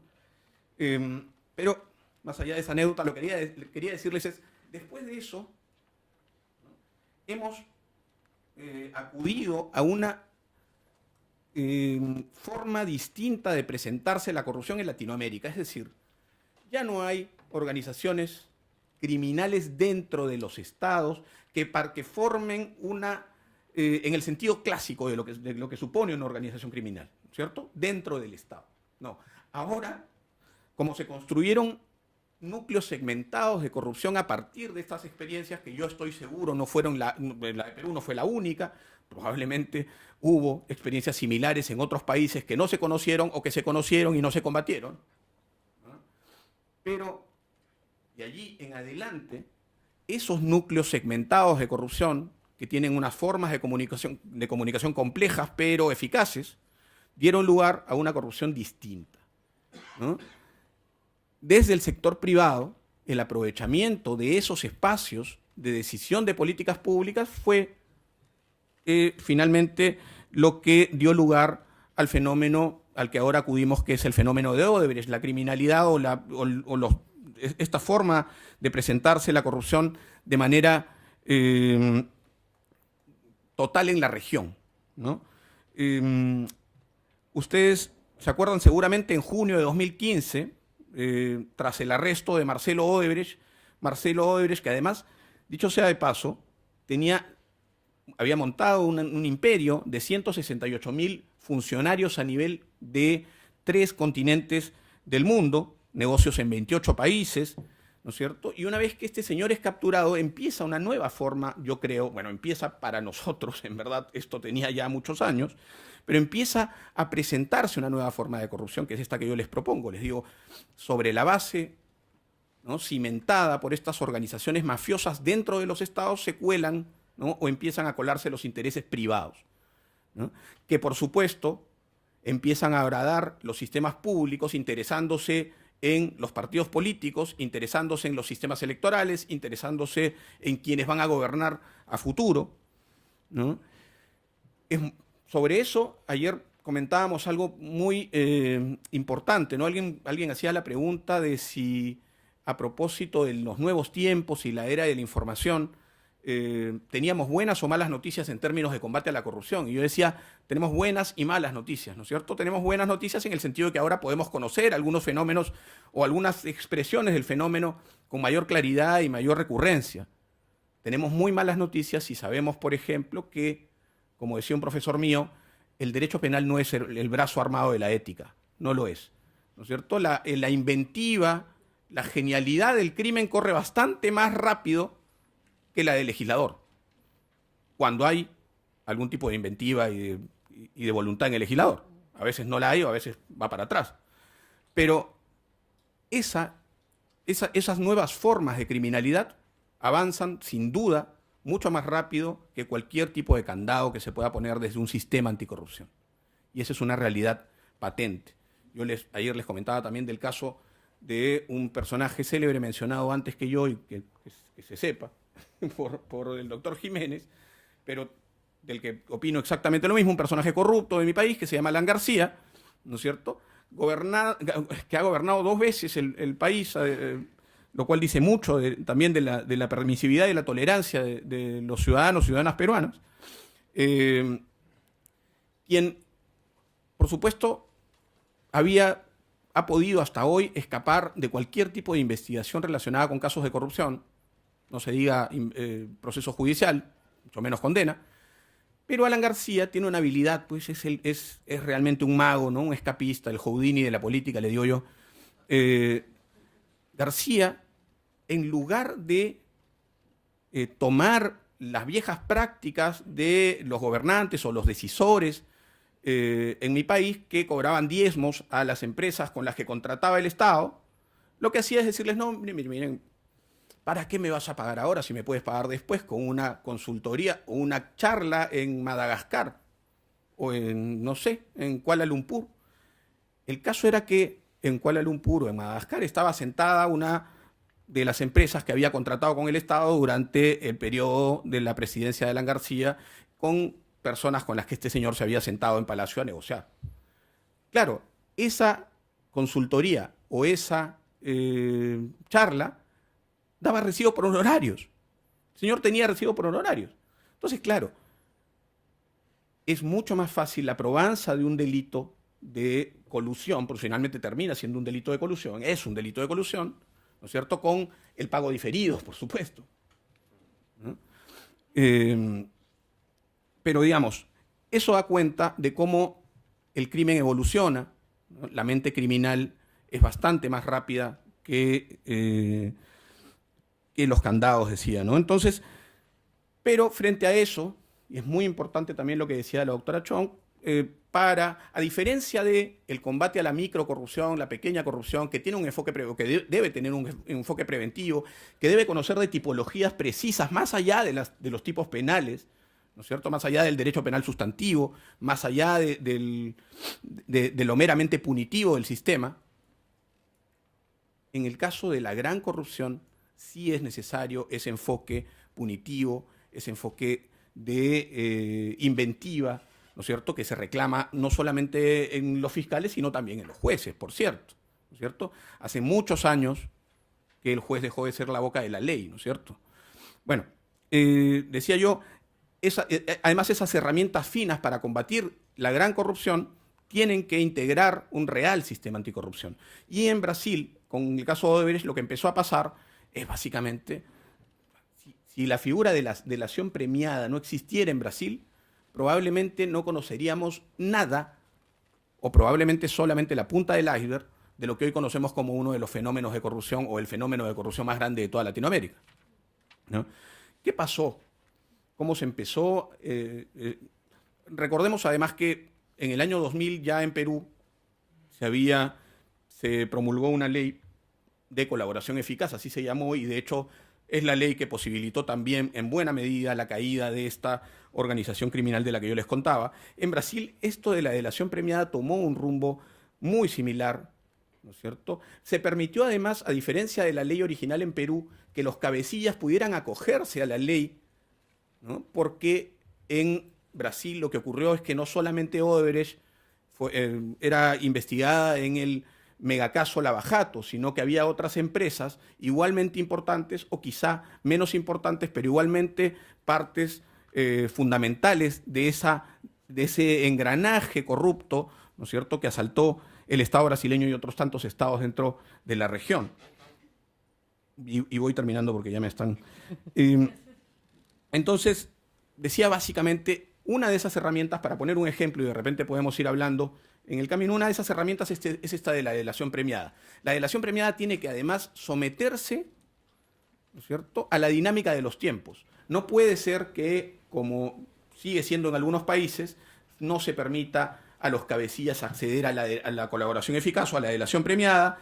No puede ser, y creo yo que aquí hay un error en la aplicación también en Brasil o en los países en los que se ha empezado a investigar sobre este caso, que las empresas vuelvan a tener la posibilidad de contratar con el Estado, ojo, ¿no es cierto? Porque Odebrecht, por ejemplo, ¿no es cierto?, pagó una cantidad de dinero importante para poder seguir contratando con varios de los gobiernos que empezaron o que adelantaron investigaciones contra sus funcionarios. Fue un pago de multa de 3.500 millones de dólares que además se repartieron solamente entre Brasil, Estados Unidos y Suiza, ¿no? Rápidamente, solamente para terminar, un punto más sobre Chile que acabé de leer hace muy poco tiempo, no sabía, y quiero compartirlo con ustedes, seguramente ustedes lo saben mejor y podemos conversar sobre el particular. Una de las empresas en Perú relacionadas a la empresa Odebrecht es una empresa local de vieja data en mi país que se llama Graña y Montero. Graña y Montero tiene una sucursal en Chile. Me parece que se llama CAM, ¿cierto? Graña y Montero y los principales funcionarios de Graña y Montero fueron a prisión el año pasado, hacia finales del año pasado, prisión preventiva, ¿no? Había peligro de fuga, se consideró que era necesaria la prisión preventiva, y después de eso, CAM, la filial de Graña y Montero, obtuvo millonarios contratos en Chile. Eso es lo que yo he leído, al menos ustedes me podrán corregir si esto no es verdad, pero eso es lo que leí en un informativo. Entonces,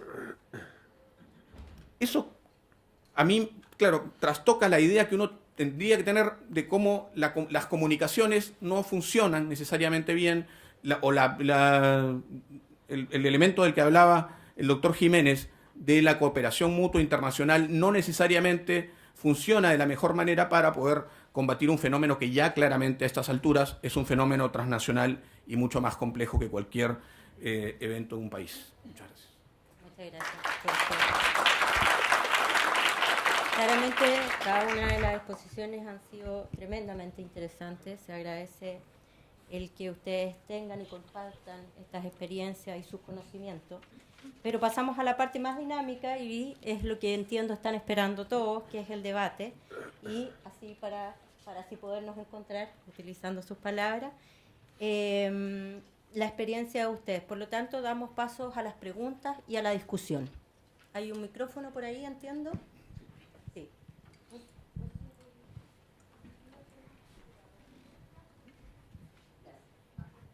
Bueno, yo creo que es el minuto que nos animemos y aprovechemos a los grandes profesores que tenemos el día de hoy acá.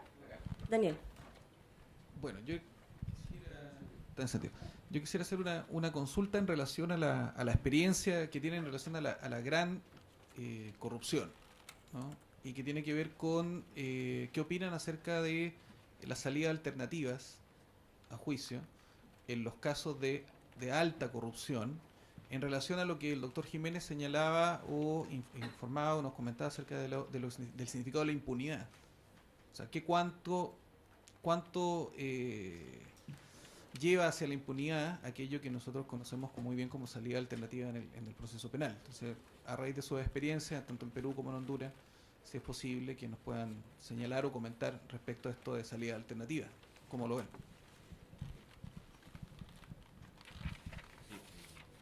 Gracias. Bueno, si hablamos de colaboración eficaz, por ejemplo, podemos estar hablando de impunidad, porque finalmente vamos a dar algún beneficio a una persona que ha participado en hechos criminales. Marcelo Odebrecht, después de ser condenado a 19 años y pico, está en su casa, ¿no? Y claro, uno tiene que entender que en realidad el colaborador lo que hace es aportar elementos importantes de prueba que permiten incriminar a una red o a una organización más grande que la de él. En el caso, como decía Julio, en el caso de Brasil, ahora también en Perú y en otros países, se ha planteado que el colaborador podría ser inclusive un cabecilla, en la medida que eche a otros cabecillas, o a un cabecilla más grande que él, a un capo más grande que él. Entonces, sí. En el caso de Honduras, por ejemplo, nosotros cuando llegamos encontramos un panorama un poco complejo. Porque no era el tema de colaborador eficaz, sino en Honduras el corrupto, o sea, una persona condenada por corrupción, podía conciliar con el Estado, con la Procuraduría, para efectos de que se corte el juicio, inclusive, ¿no? O sea, no condenado, sino un procesado, y no se llega a juicio. Se paga una reparación y se acabó el problema. Entiendo que en Chile tienen un mecanismo parecido, ¿no? Entonces, a nosotros nos llamó muchísimo la atención, y les digo que me llamó la atención también. Porque lo que hay que ver es cuál es el daño que se está ocasionando en la sociedad, cuáles son los valores o los principios que queremos defender. Y estamos hablando de delitos de alta incidencia social. No sé si en el caso de un violador de niños, por ejemplo, podemos estar hablando también de un escenario igual, de reparación y por último de no condena frente a un delito que sea tan nocivo para la sociedad. Entonces, yo creo que ahí son elementos que tiene que ponderar la justicia y ponderar básicamente las políticas criminales que en cada país se tienen que dar. Y yo imagino que no es una política criminal el conciliar con corruptos. Eso no debería, creo, por lo menos en las categorías que nosotros encontramos. ¿Y qué pasó? ¿Qué hicimos en Honduras? Hablamos con la Procuraduría y le dijimos, miren, esto no está bien, nos parece que podrían ustedes fijar como política no conciliar en cualquier caso, pero no en casos de corrupción. Porque se ha instaurado en el país una política de combate, de enfrentar el problema a partir de, ¿recuerdan ustedes lo que les hablaba de las antorchas? Bueno, a partir de un movimiento ciudadano. Y pactar con la corrupción es traicionar ese movimiento. Y nos aceptaron. Y a partir de ese momento se cortaron las posibilidades de negociación y de conciliación, de salidas alternativas, ¿no es cierto?, en casos de corrupción. Y esto es un elemento que creo que debería formar parte de un debate que ustedes seguramente lo podrán hacer para establecer si hay o no políticas en ese sentido. Gracias por la pregunta. Yo puedo aprovecharme y hacer una pregunta. ¿A qué se refiere con cuando habla usted de misión en Honduras de este como programa? No lo entendí muy bien. ¿Y cuál es la injerencia? Porque si bien señala que con los fiscales pueden tener mayor injerencia, no así con los jueces, y de ser con los jueces es más que nada cooperación, ¿entendí? ¿Y a qué se refiere específicamente? ¿A jurisprudencia, doctrina, métodos de investigación? Sí. El propósito es cooperar con el país para incrementar capacidades en el área de investigación, prevención y combate a la corrupción, en ambos espacios.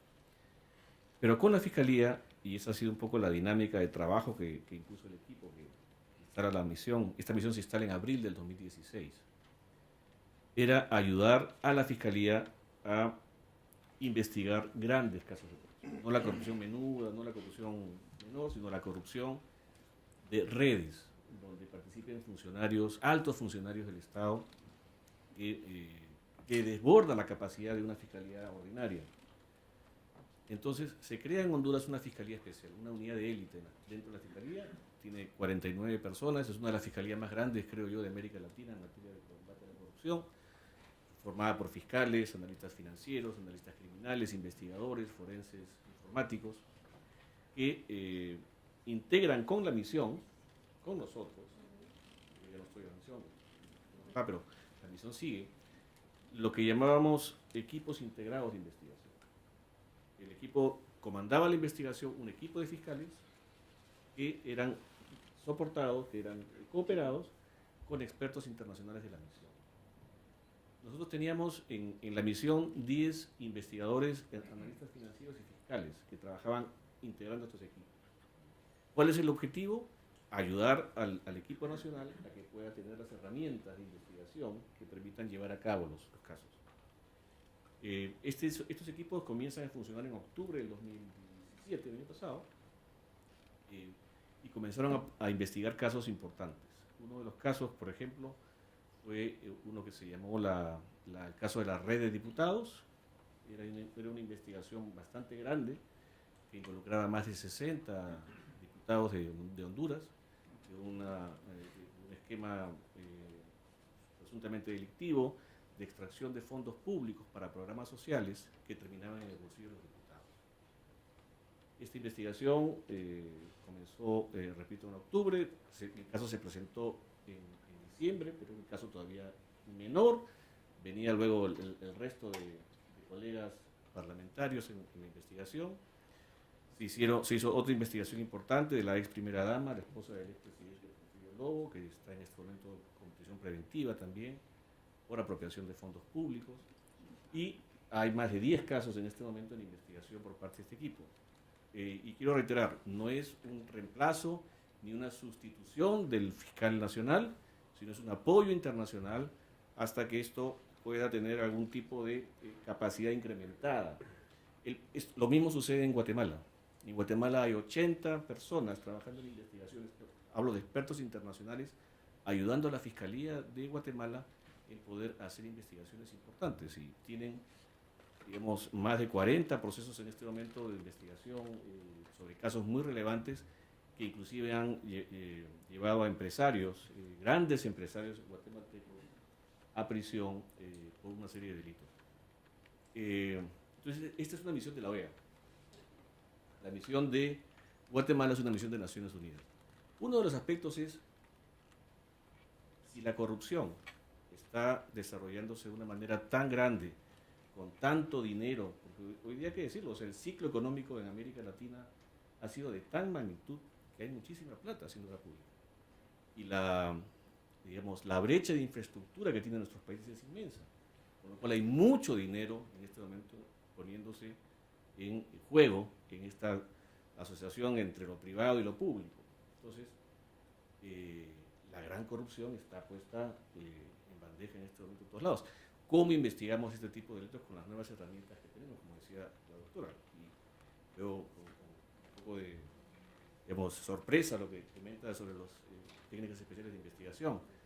Pero sí creo que lo que puede ayudar es una experiencia comparada de otros países o de gente. Nosotros tenemos gente inclusive que ha trabajado en Europa, que tiene mucha experiencia en investigación, sobre todo financiera, porque esa es la gran diferencia el día de hoy en cómo enfrentar un delito de cuello blanco, seguir la ruta del dinero, saber que todo está registrado en este momento y que podemos tener el rastro en Honduras era increíble.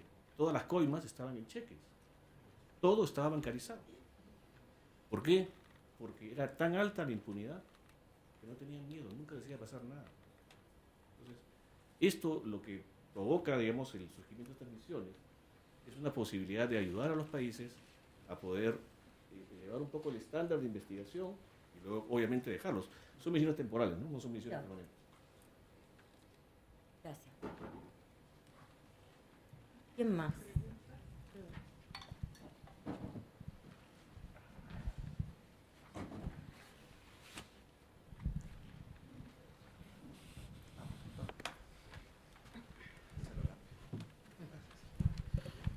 Ya, ahora sí. Una pregunta para la fiscal Chong, ya en atención a que, bueno, mencionó primero que habían restricciones procesales por las penas asignadas a los delitos de corrupción. Mencionó también las restricciones del tipo penal, donde todas esas materias son de orden legislativo, pero asimismo está este tema de la colonización de los corruptos que ponen a estos políticos que crean estas leyes. Entonces, frente a esa atadura, ¿cuáles serían las medidas concretas que desde su posición de fiscal y también si nos puede ayudar desde la posición de juez o de funcionario público, cómo romper esa atadura? ¿Cuáles serían medidas más pragmáticas frente a ese escenario tan restrictivo frente al combate a la corrupción?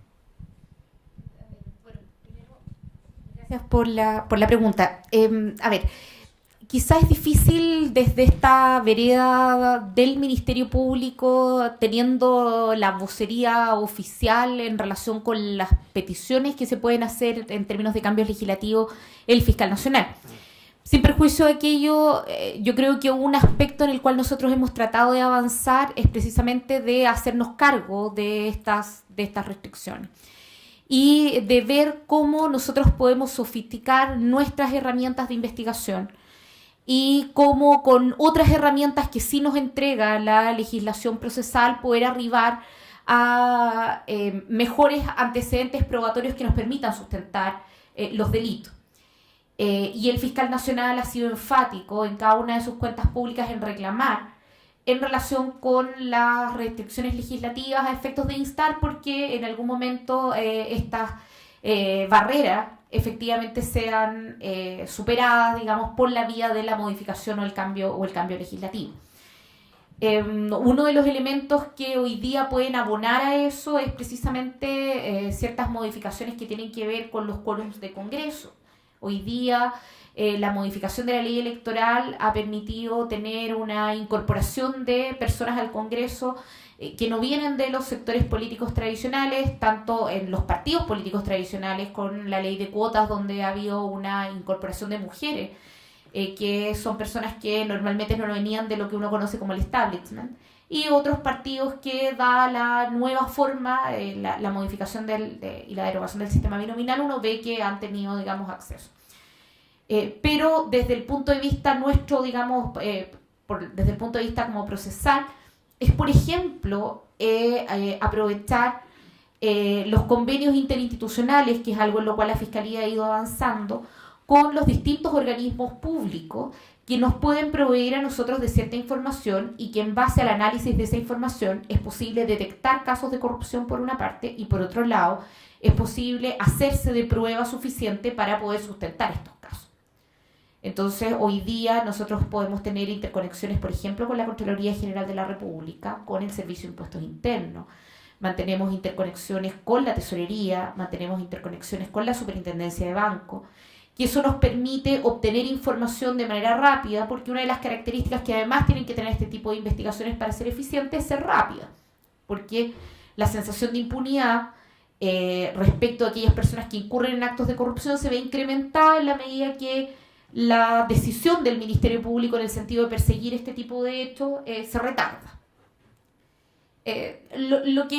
La detección de estas brechas, digamos, te sirven también como un aliciente para establecer los caminos, digamos, para poder superarla. Está por una parte el reclamar mayores atribuciones a partir de las reclamaciones que hace el fiscal nacional en las cuentas públicas al gobierno y al Parlamento para efectos de que modifiquen la norma, y por otro lado el aprovechamiento de estas otras herramientas que a nosotros sí nos lo permiten.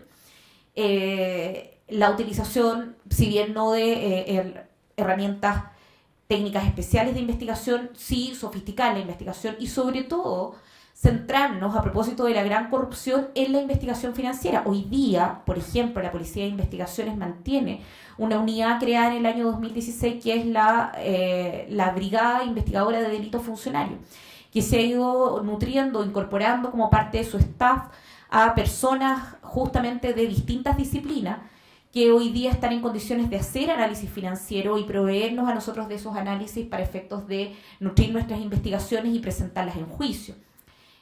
Hoy día nosotros requerimos, por ejemplo, de análisis forense e informático. Hoy día la sofisticación de las comunicaciones privadas hoy día demandan que hacerse del teléfono celular de un imputado, obtener las autorizaciones judiciales y poder realizar análisis en relación con ello es vital, lo mismo que los correos electrónicos. Es decir, es necesario avanzar en esa línea, pero también avanzar en otras líneas, la colaboración internacional, lo que comentaba el último expositor en términos de requerir también una fluida comunicación con los otros países, que ha sido puesta en práctica a propósito del caso de Lavallato con fuerzas de tarea conjunta que superan en alguna medida las dificultades de la colaboración internacional. Eso te puedo comentar a tu pregunta.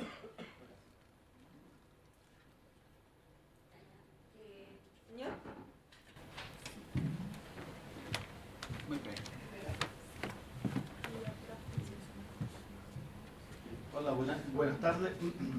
Yo quería hacer una pregunta en relación al bien jurídico. ¿Ve usted alguna relación entre lobby, conflicto de interés y posterior acto de corrupción? Porque el lobby todos sabemos que es un acto legítimo e incluso reglamentado.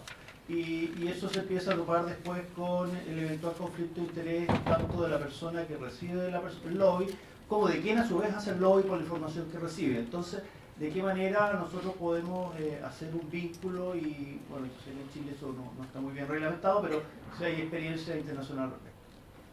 ¿Tu pregunta para quién? Al panel, Bueno, muchas gracias por la pregunta. Efectivamente, los países han avanzado en regular la gestión de intereses.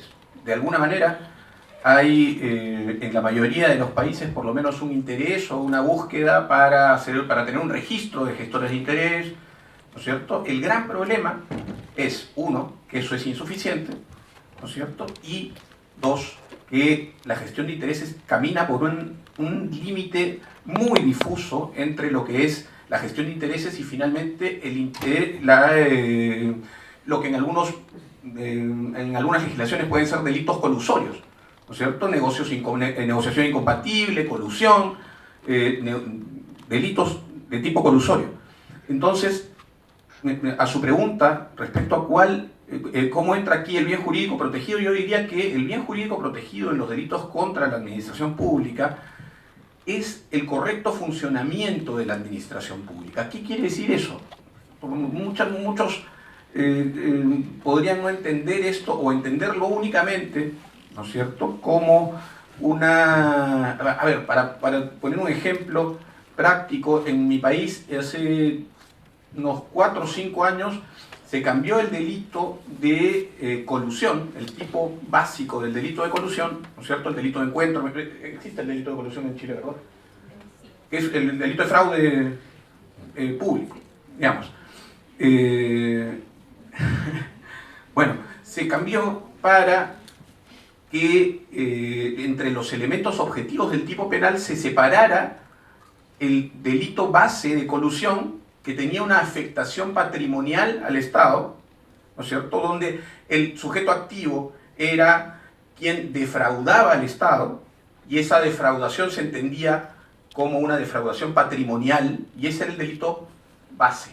Perdón, el delito base no tenía contenido patrimonial, y la agravante, ¿no es cierto?, porque se desdobló el tipo penal, la agravante sí tenía contenido patrimonial, desvirtuando absolutamente lo que es, ¿no?, un delito contra la administración pública, que tiene por bien jurídico protegido el correcto funcionamiento de la administración pública.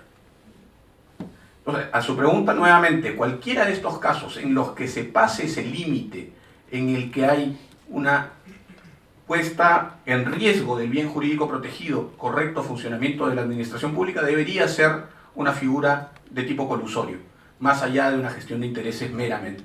Y esto es muy complejo, ¿no es cierto? En Perú tenemos ya la experiencia de estos registros de gestores de intereses que no han funcionado si no es con incentivos, ¿no?, que muchas veces no llegan a hacerlo necesariamente, y ese límite difuso se ha convertido lamentablemente en el terreno fértil para una serie de comisiones de delitos de colusión o de negociación incompatible. Complementario. Ustedes ya forman parte de la OCDE, Chile ya entró al club.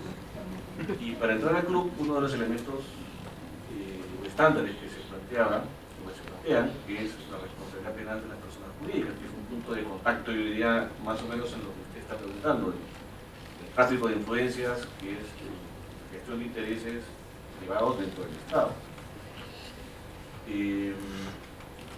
Y entonces lo que se está haciendo, yo supongo que en Chile se está desarrollando mucho esto, es programas de compliance, es decir, de establecer programas de cumplimiento de integridad empresarial y certificaciones, ¿no es cierto?, de empresas para efectos de que en caso que ocurra algún fraude,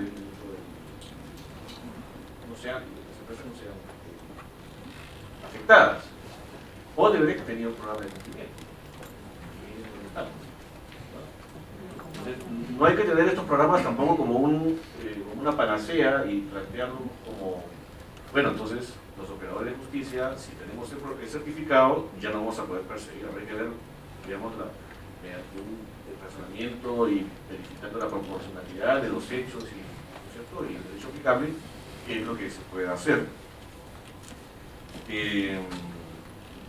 Pero hay otros elementos que creo que son importantes tener también en disciplina, que pueden ser, inclusive en nuestra jurisdicción.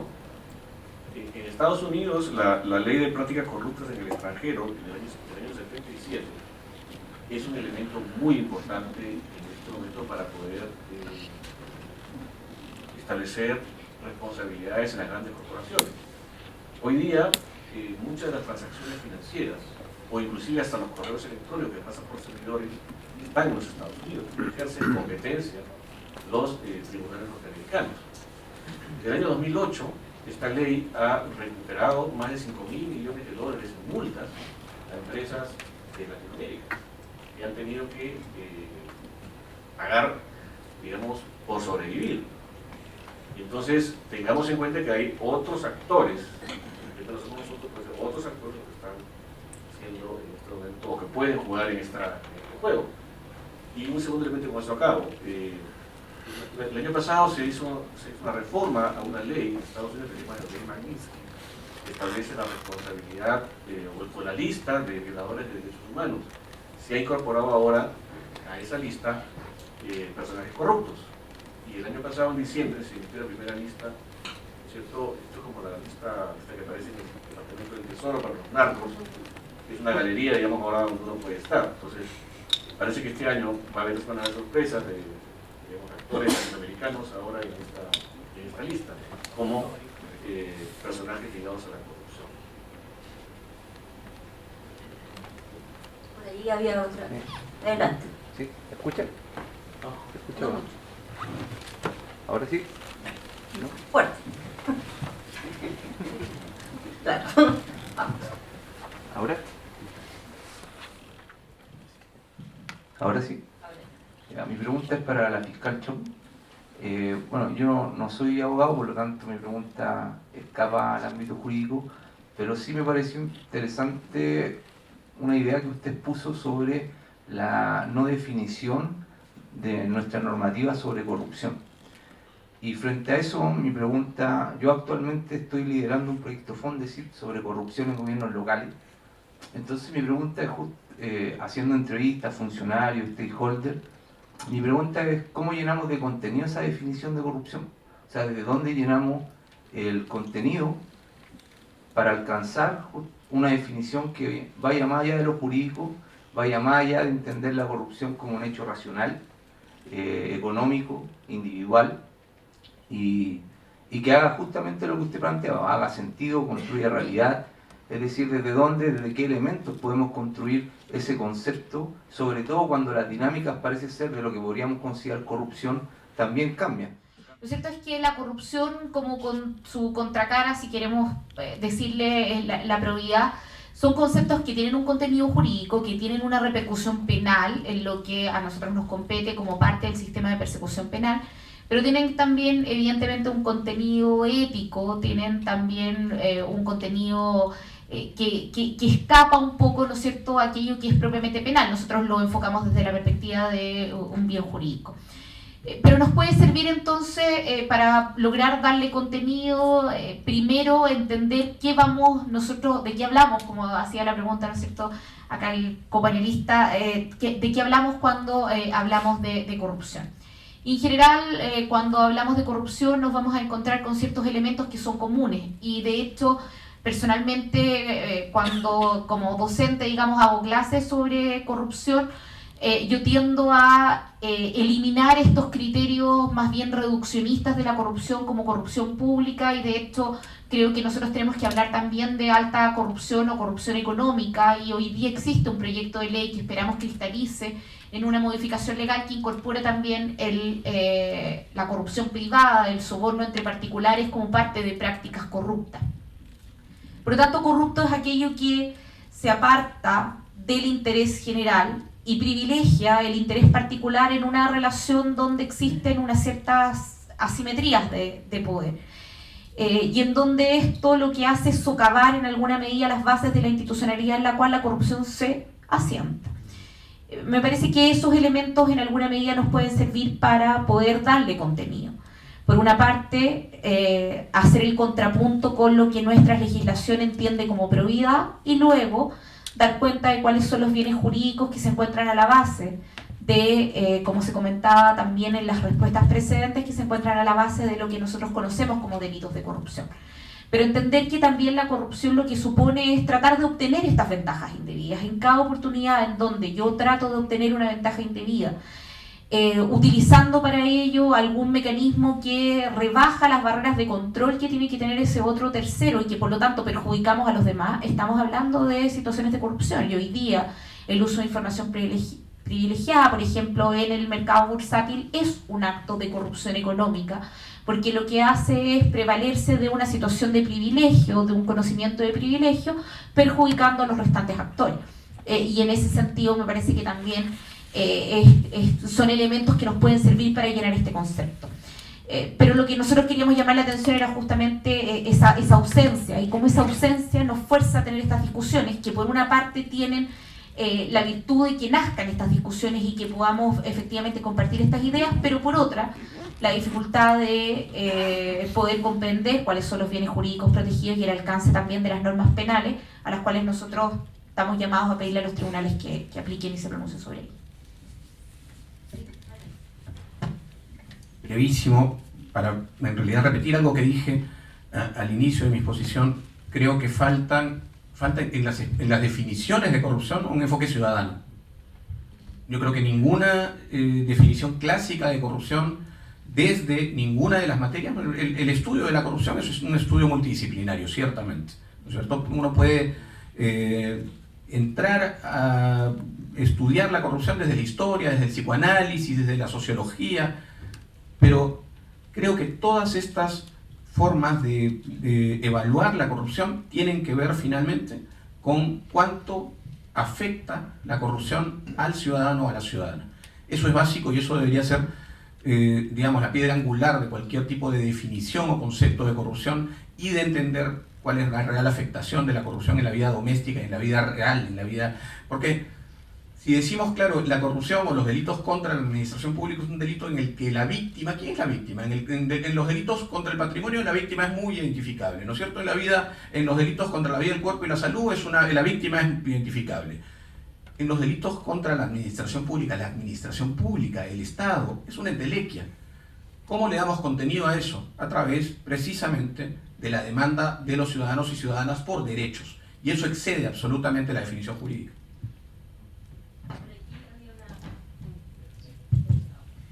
Buenas tardes, mi nombre es Moisés Sánchez.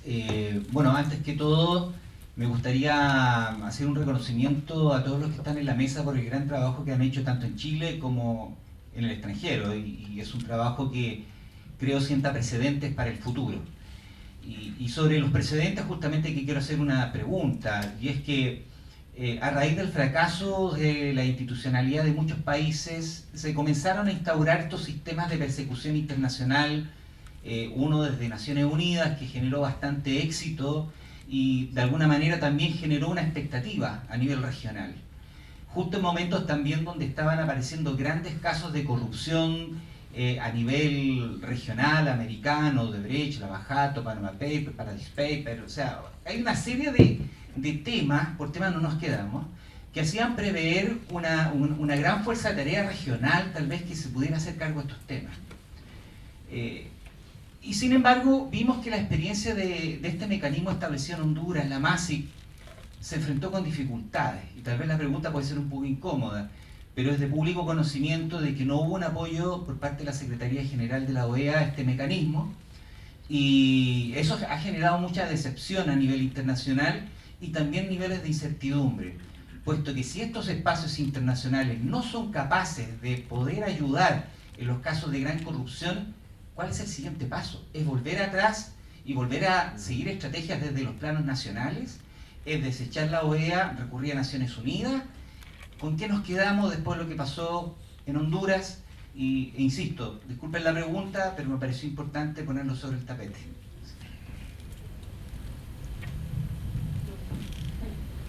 Bueno, la pregunta es un poco difícil además, porque efectivamente si vemos lo que está pasando en la región, están cayendo presidentes o están acusándose a presidentes. El presidente Santos en Colombia fue imputado de recibir 2 millones de dólares en la campaña, pidió perdón, yo no fui, no pasó nada. En mi país cayó un presidente. Tenemos a todos los candidatos, a todos los políticos comprometidos en estos temas. Y eso está generando, en general, digamos, en términos, en líneas generales, en todo el continente, serios problemas, porque se está generando una brecha entre el Estado y la sociedad. La gente desconfía de su político. ¿En qué país la gente confía en su político? Y si a esto agregamos los problemas de corrupción que comienzan a develarse, porque la corrupción hoy día se está viendo, se está acusando políticos, estamos frente a casos que la Fiscalía se están promoviendo. Entonces, frente a esto la respuesta internacional ha sido bastante escasa. Hemos regresado a los años 90 donde decíamos que la corrupción es un problema de los países, no es un problema que debe preocuparnos internacionalmente. Y las únicas excepciones, digamos, han sido estas dos experiencias, la de Guatemala y la de Honduras.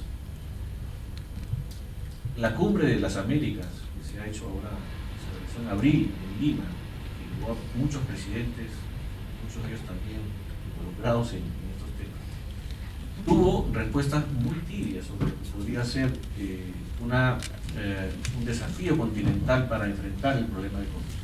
Brasil exportó corrupción a todos lados, muchos dejamos que esa corrupción también ingrese, pero no hemos tenido una respuesta regional a esto que es, digamos, crimen transnacional,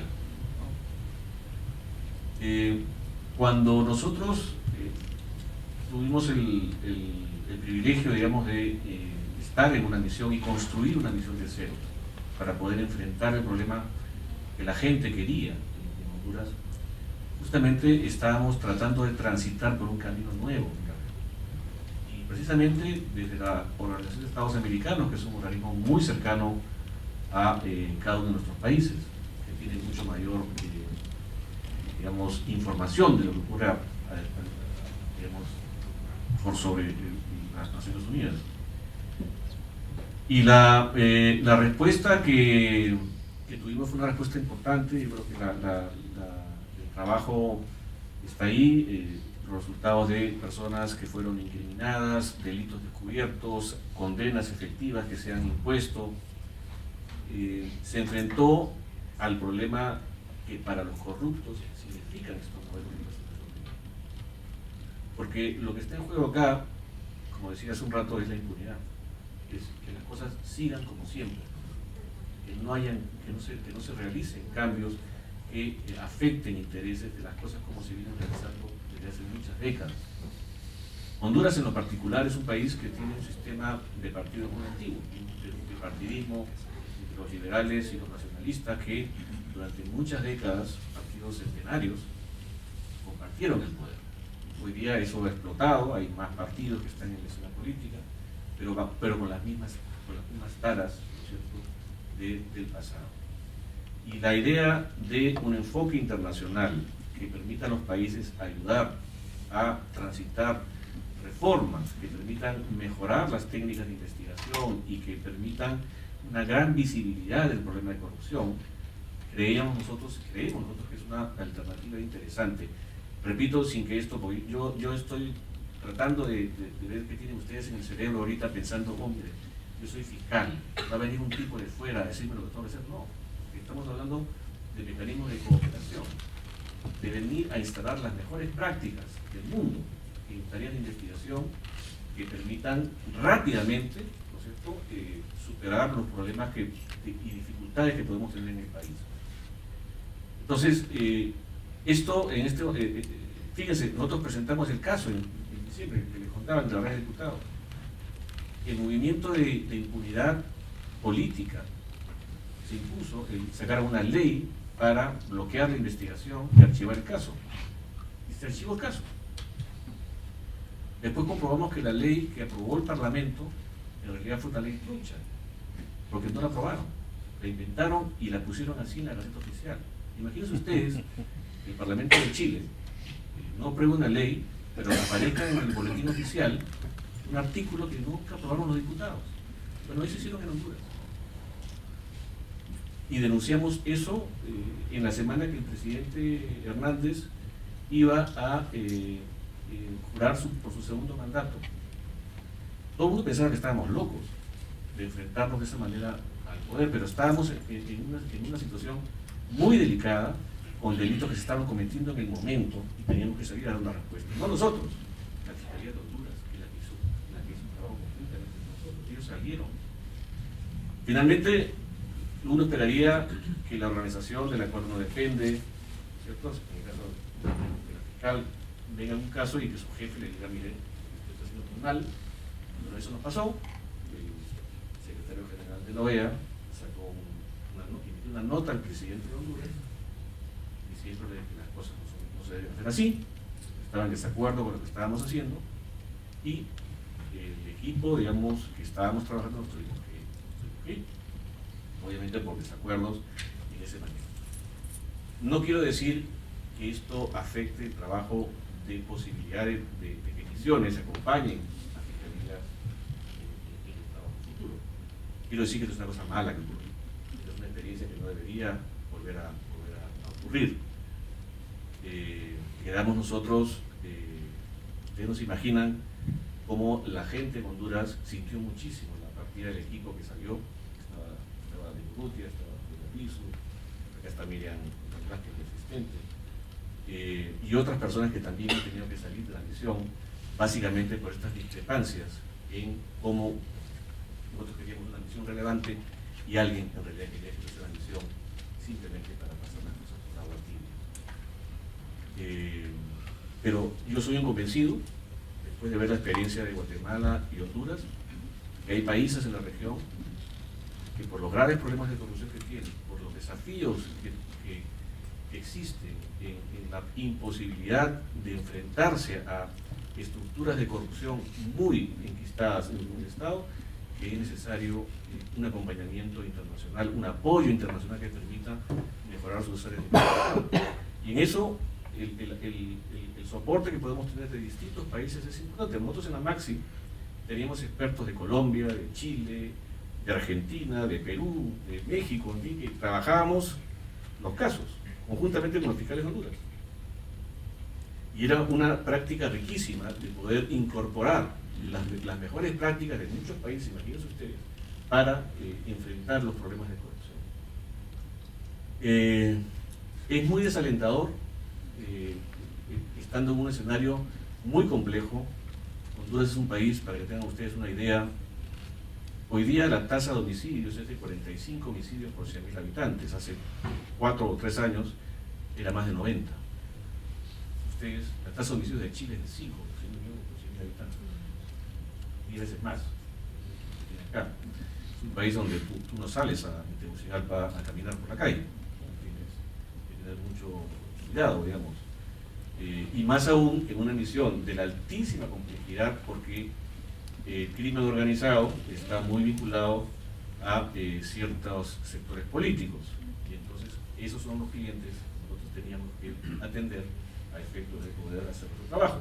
Entonces vean ustedes la complejidad de esto, y de ahí que inclusive, como decimos en el país, te jalen la alfombra, que te dejen en el aire, sin el soporte institucional, es muy complicado. Fue realmente un hecho muy desafortunado, que ojalá no se vuelva a repetir, pero esto creo que no desdibuja la posibilidad de que podamos instalar lo que yo llamo la tercera ola de reformas en materia de anticorrupción. La primera ola fue la Convención Interamericana. La segunda ola es el MECICIC, que son estas prácticas, estos elementos para reformar las legislaciones. Y creo que la tercera ola son misiones de acompañamiento internacional a los países para ayudar a prevenir y combatir la corrupción. No nos quitemos de la cabeza esta posibilidad, porque creo que es muy importante. Gracias.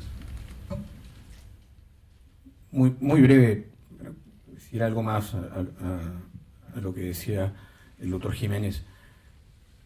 Yo creo que en la lucha contra la corrupción hay dos elementos fundamentales desde la respuesta a los casos de corrupción sistémica, que tiene que ser una respuesta sistémica, por cierto, es decir, no hay forma de combatir una organización criminal si no es desde un sistema anticorrupción. Y en ese sentido, estos dos elementos deben ser básicamente la voluntad, primero, de los operadores, y segundo, la voluntad política. Si una de las dos falla, lo más probable es que el emprendimiento, el proyecto fracase. Y yo estoy de acuerdo con lo que dice Juan en el sentido de que esta misión debería empezar a funcionar, funcionó de hecho con todos los problemas que tuvimos que afrontar, pero debería funcionar de manera armoniosa y de manera orgánica y de manera rigurosa, ¿no? Y eso no pudo ser en toda su dimensión, básicamente por la falta de voluntad política de parte del secretario general de la OEA. ¿Cierto? Que en el momento en que, y esto fue absolutamente sintomático, en el momento en que se formó la unidad de investigación que iba a trabajar o que trabajó con la misión, en el momento en que esa unidad de investigación empezó a analizar los primeros casos y empezó a ponerlos, o sea, a abrir investigaciones preliminares y atentar la posibilidad de apertura de procesos penales por delitos de corrupción, en ese momento el secretario general de la OEA dijo, ahí nomás, esto es demasiado. Si eso, bueno, yo confío en que al señor Almagro le queda solamente un año y bueno, y otro gallo cantará en el futuro próximo. Muchas gracias.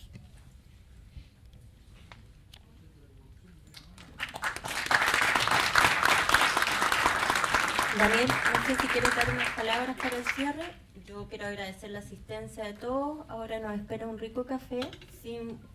Quiero detenerme unos segundos para darles un pequeño recuerdo a nuestros invitados. Primero, Daniel.